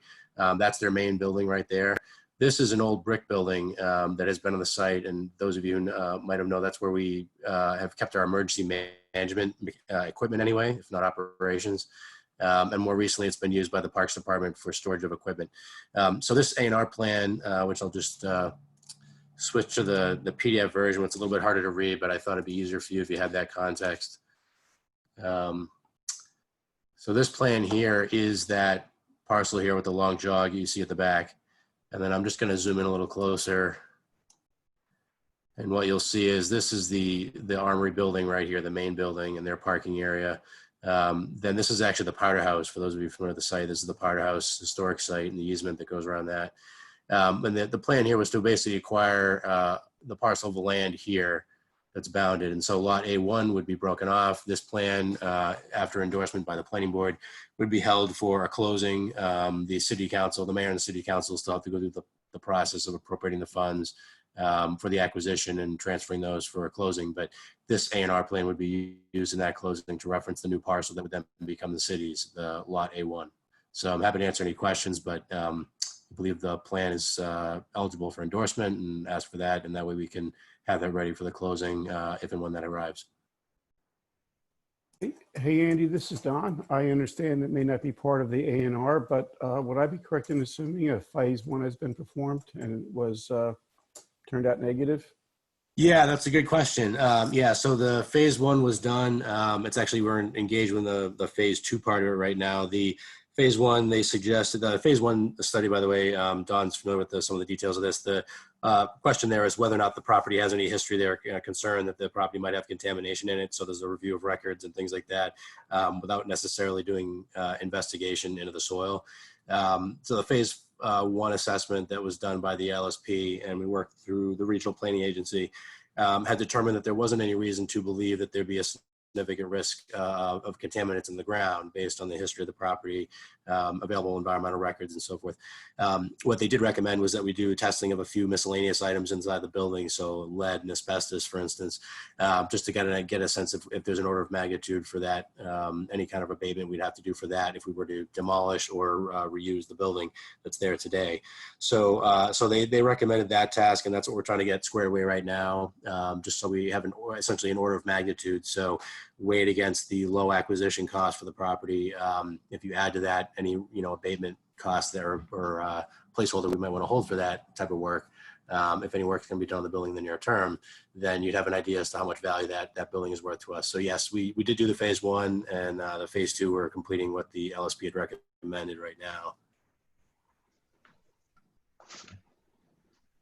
Any other questions or comments? Then I'll take a motion to approve the A&R. This is Tom. I'll second that. Okay, so Don makes the motion. Tanya seconds. Any further discussion? Excuse me. All right, I'll take a roll call on it. Alden? Yes. Tanya? Yes. Rick? Yes. MJ? Yes. Don? Yes. And Bonnie, yes. So that's approved. Next on the agenda is approval of the minutes for August 5th. Rick and I and Don have looked at it. So the motion would be for approval of the minutes as amended. Do I have a Sorry, you know motion? what, Bonnie, I What? actually had changes and I didn't send them. Yeah, Yeah, that's do you want fine. me to, I didn't know if I was supposed to send them or if I should say them. No. What we're going to do is going to take the motion and a second, then we'll have discussion, and that's when you add it in. Okay, Okay, so I need a motion first. I'll make a motion. Good. All right. And a second, please. Second. Rick. And discussion. Tanya, what would you like to comment on? Okay, so I had just some changes, and I don't know if it's easy. Is it easier for me to send those comments, or should I read them out? Well, if they're, you could read them and then send them to Linda. Okay. All right, I'm just sorry, I thought I had them. They're not pulling up. I'm just pulling them up now. Just having some technical difficulties. So let me see. So it was, I mean, the fact that they're basically on my comments. So let me see. On page,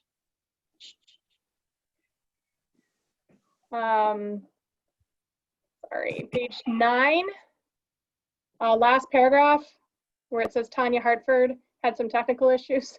I don't know that we need to keep that in there. I was basically just saying I had some technical issues and might have missed some of the questions. So we can just take that out, or we can say Tanya had some technical issues and might have missed some of the questions from other members.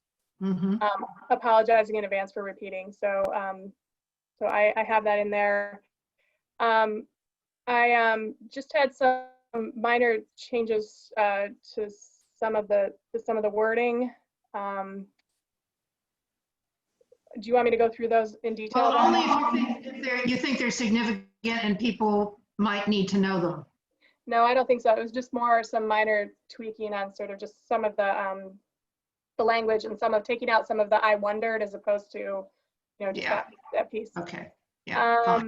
And then the sentence saying that I felt like something was weird, it was more just that I thought that it was out of scale. And that's on the next page on paragraph 2. Good. And then let's see. So the next page on page 10,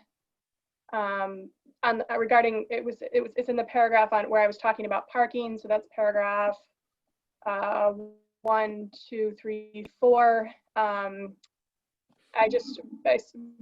The idea would be that I knew that reducing the parking and moving some offsite would require a special permit, not a redesign. It would be a redesign, but it also would require another permit. And so that's what I was trying to say in that. Good. That's the kind of clarification that's really useful. Thank you. That I think is important. And then in the other pieces that my thought on that was that if they were trying to put too much parking on the site to meet the zoning requirements, and that's what I was trying to say too. So I just clarified those 2 sentences there. And then in the conversation on 6C, page 15, I think I might have referred to, so this is paragraph 2 on page 16. I was talking about affordable housing, and I might have referred to it as affordable housing with a little a, which doesn't really make sense to a lot of, so I just clarified saying affordable, not necessarily meaning income restricted, but lower cost units. So I might not have said that, so I just put it as sort of a clarification in there of what I meant about what I was meaning about more affordable units. So yeah, that just makes the meaning clearer. Yep. And I think even adding in there that it was affordable little a, I don't know that would be clear. So, and I think that was it. So I will send the red line edit out, and so that you guys have it. Does that work? Yeah, just you can send that directly to Linda, okay. And she'll add it in with her other. And I think at least my comments were all pretty minor and grammatical and other cleanup. But I don't know about Don and Rick, if you want to bring up any that you put in.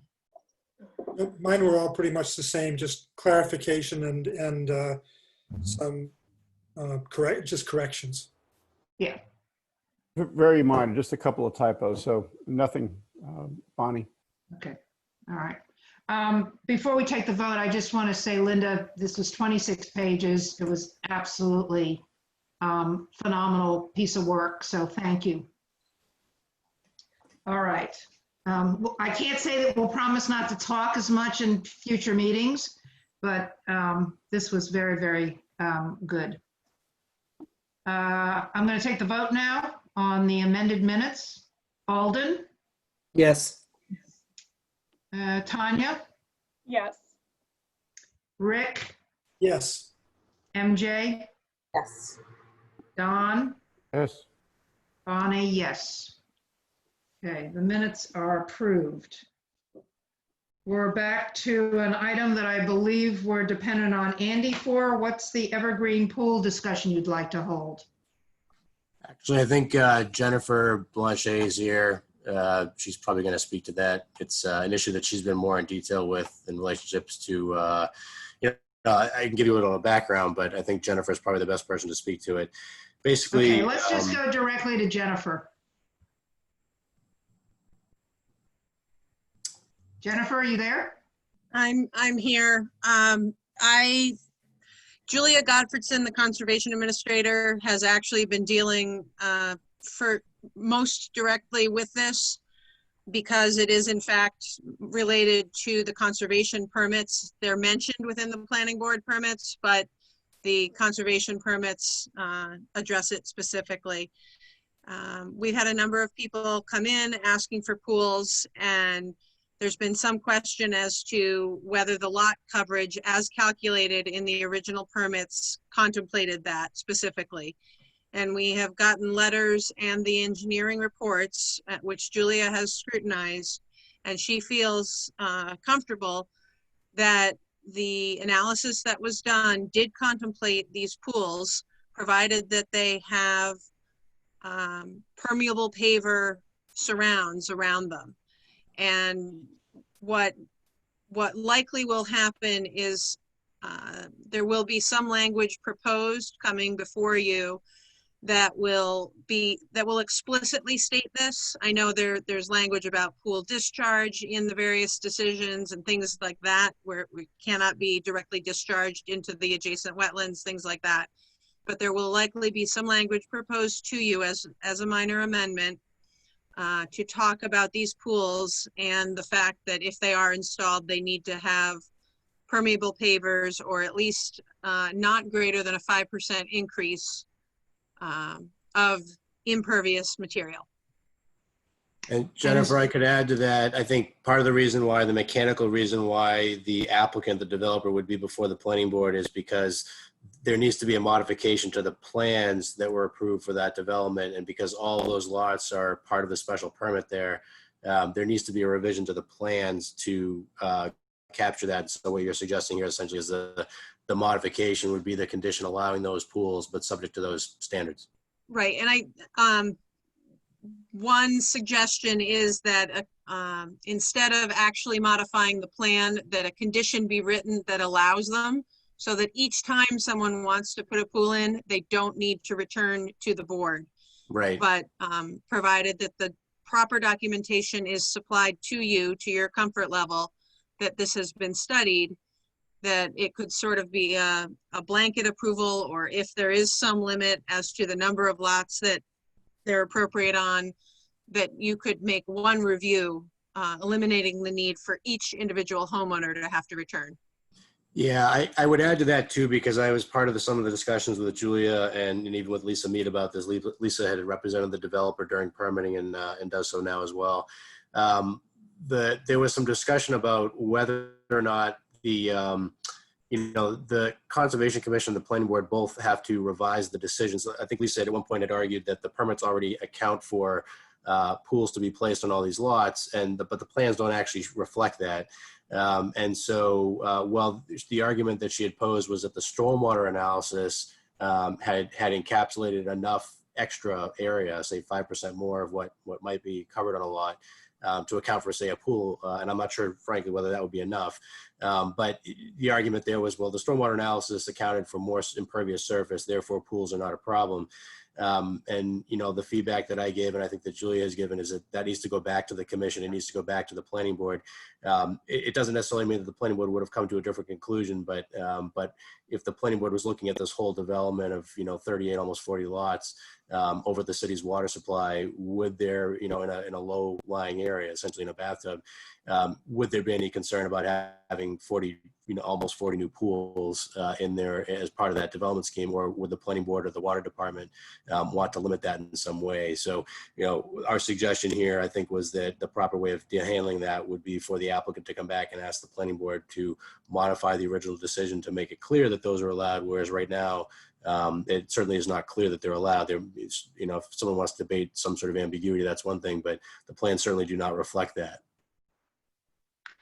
So if I hear both of you correctly, if or when a request for a minor modification to the original decision comes through the planning board, we would make it in conjunction with advice from the Conservation Commission?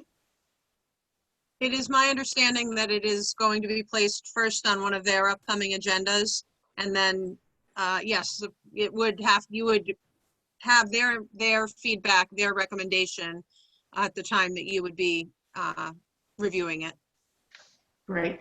Are there any other questions from planning board members at this time that might guide the direction of this before it hits us? I just have one. Go ahead, MJ. Well, mine was actually just remembering the discussion about pools, and I thought when we were discussing this, one of the comments was about fences, and I thought we were limiting fences, and I can't remember the limitation within this development, but I just remember the two being discussed together, because obviously when you have a pool, you have to enclose it. Fences are not allowed within the front yard setbacks. They're only allowed in rear and side yards. So, but pools are not allowed without a variance. Pools are not allowed in front yards within the city. So, there is a consistency there. Okay. That was my only comment. My comment was, I guess Julia had scrutinized the calculations, and I just wanted to confirm with respect to whatever percentage overage that actually has been looked at by our engineer, because in the past there's always been going back and forth, and perhaps they're minutia, whatever, but I surely I would feel better if Phil Christensen would confirm that yes, you can put X percent on each lot and there'll be no impact to the wetlands or whatever, basically the stormwater calculations. And I don't know, Andy, are we able to say that?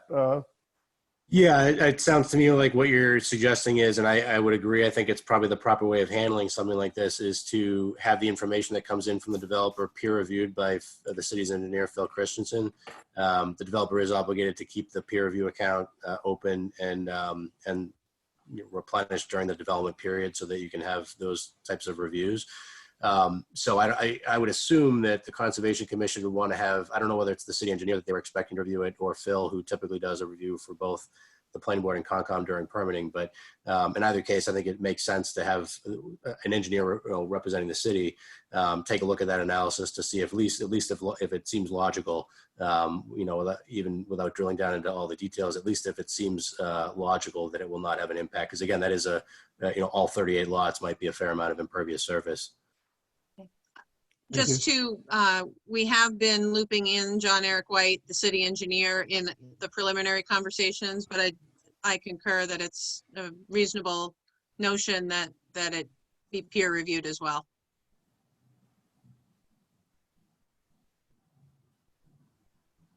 Okay. Anything else you need from us at this time on this, or is this just a heads up as far as Jennifer, you're concerned? That does it for me. Okay. Yeah, I think just for the office's purposes, I think, Caitlin and I will just have to make a note when that request comes in, and certainly we can communicate that to the development team now along with Jennifer. We'll want to make sure that the developer knows that they're going to have to await that review from our peer engineer before the planning board would be in a position to vote on it. Good. Well, that was a good idea to bring it in, because now we've got a heads up on it and we've got the process worked out. Okay. Potential zoning amendments. We could work on language I mean, we gotta figure out how we're gonna get this short-term rental zoning amendment ready for public review again. I would assume this would be the time or the part in the agenda that we would deal with it. But if you want time to think about it, we can definitely put it on the agenda for next time. Could I, Bonnie, can I make a suggestion or just a comment that I think is relevant to whatever scheduling you might try to do? Yeah. And this depends on how you want to relate with the city council members and coordinate with them. But I did receive some feedback from Councilor Joe Devlin, who wasn't at tonight's meeting, but had some concerns that he felt a little bit that he'd been cut out of the process, that some of the other councils were working ahead on the drafts.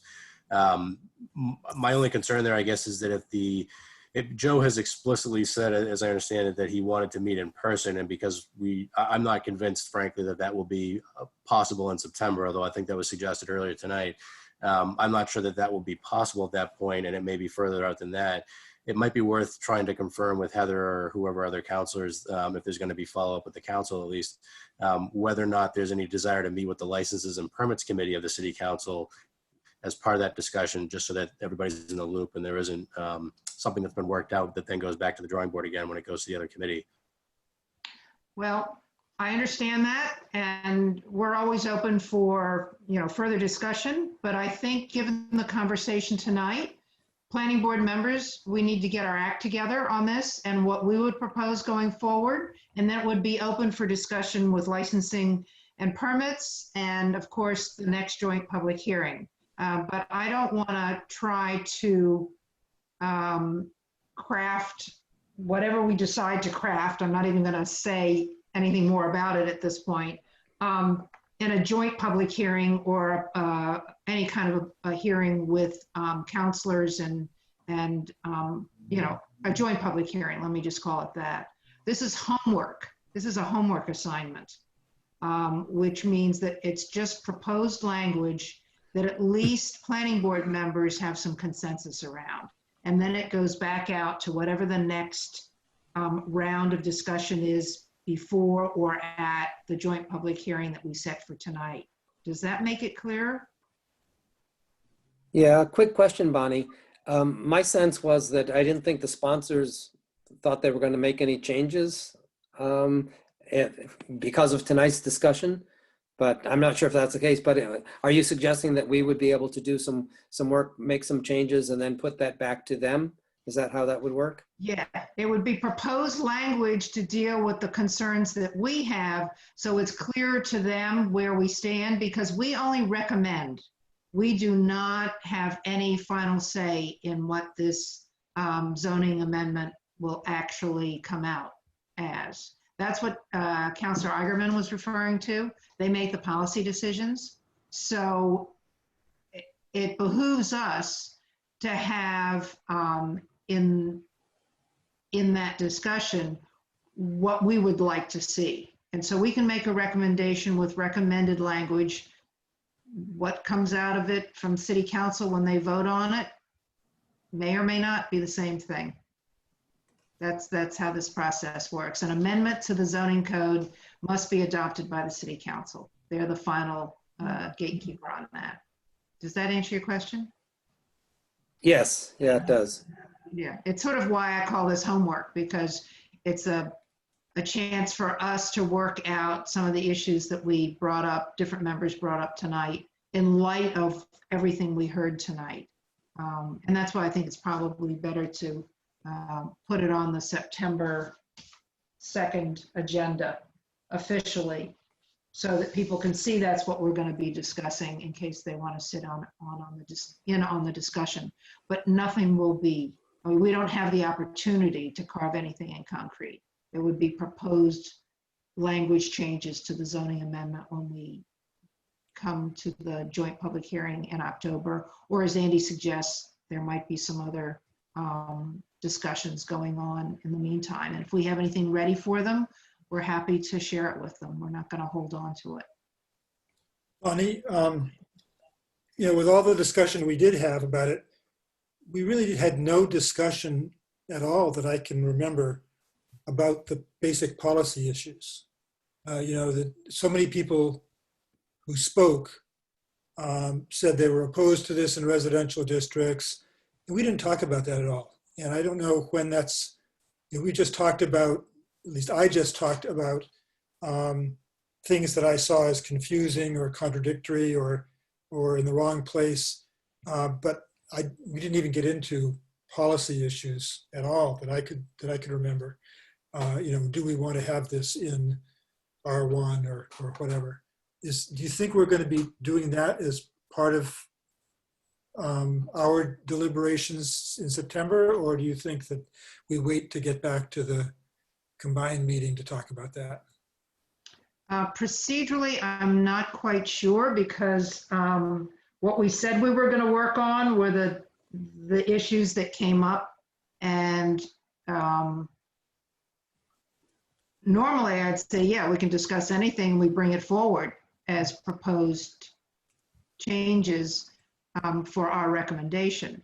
But I think I'll go to Andy on this and ask if we have to be very careful about what we do in a planning board meeting, even if we're planning to share it at the joint meeting.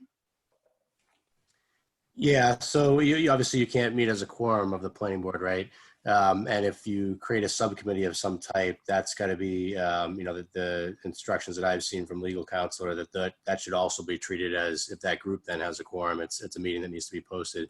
So I think, as you know, Bonnie, we had a couple of members, less than a quorum of the planning board, working as liaisons with the city council members of our staff, Craig Holt from the Licensing Commission, to try to work through some of these issues.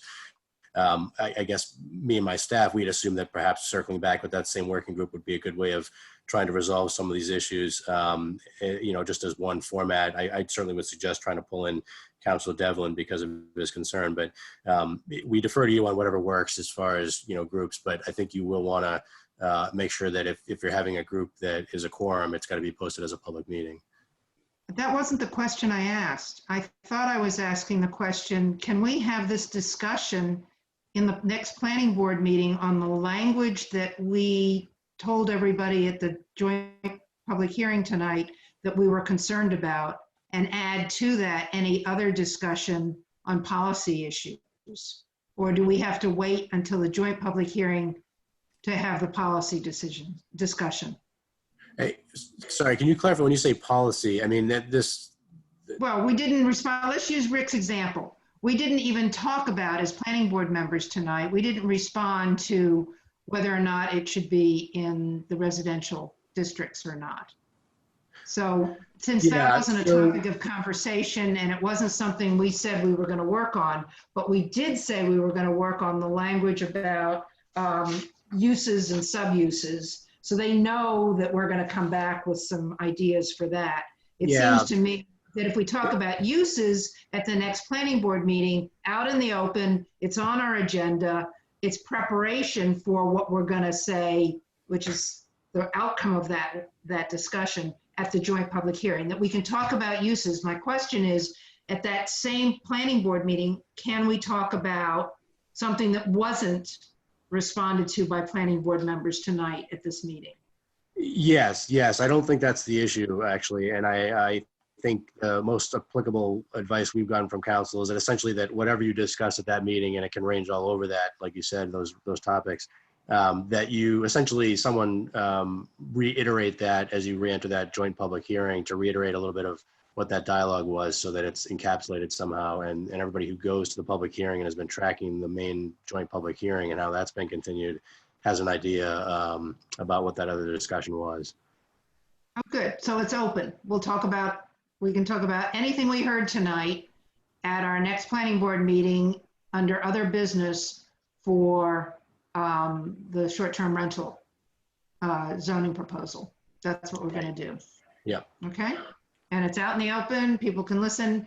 It's all going to be reiterated, or we don't have to go through the excruciating detail of who said what about it until we got to a final result. But we will present whatever consensus we have, and if we have differences of opinion, we'll just have to present those. But whatever we talk about in a planning board meeting will be definitely shared at the joint public hearing. goes without saying. I don't want a subcommittee of the planning board, and I don't think we need to go into another working group with counselors on this. These are planning board members' input and discussion, and ultimately, hopefully, consensus on language for the zoning amendment. Okay? Bonnie, I have a question regarding the past process. Would I be correct in assuming that you've had several meetings between the planning board and some members of the city council on the short-term rental unit, and you've discussed some of these items? I mean, you talk about policy decisions. To me, these are the big bullet items, and then you can get into the weeds. And would I be correct assuming you may have glossed over them or spoke to them briefly, but at the end of the day, city council sponsors wrote that zoning ordinance, and what you have, I mean, what they wrote is what we have in front of us? We had one meeting Rick and I attended, and yes, they finalized it with Andy's help, and this is what we have. This is the second iteration of the short-term rental units zoning amendment. Thank you. Anything else on this one anyway? We also have that night, just to confirm with Don and Tanya, you're going to get back to us with some research and thinking you've done on 6C, right? September 2nd. I think that was on the agenda as well. Yeah. That's the plan. Okay, so we will have those two discussions in our next meeting. All right, I'm looking at the agenda. Any other updates, Andy? No, thank you. Well, is there anything from any of the planning board members? Like maybe a motion to adjourn? So I'll moved. make that one. Fight over it. Just tell Linda who did what. Don and Tanya, you pick which one goes first and second. And I'll do a roll call. Alden, Yes. Tanya, Yes. Rick, Yes. MJ, Yes. Don, Yes. Bonnie, yes. We are adjourned. Thank you very much. Thank you, Bonnie. I know. You guys. Thanks. Good night.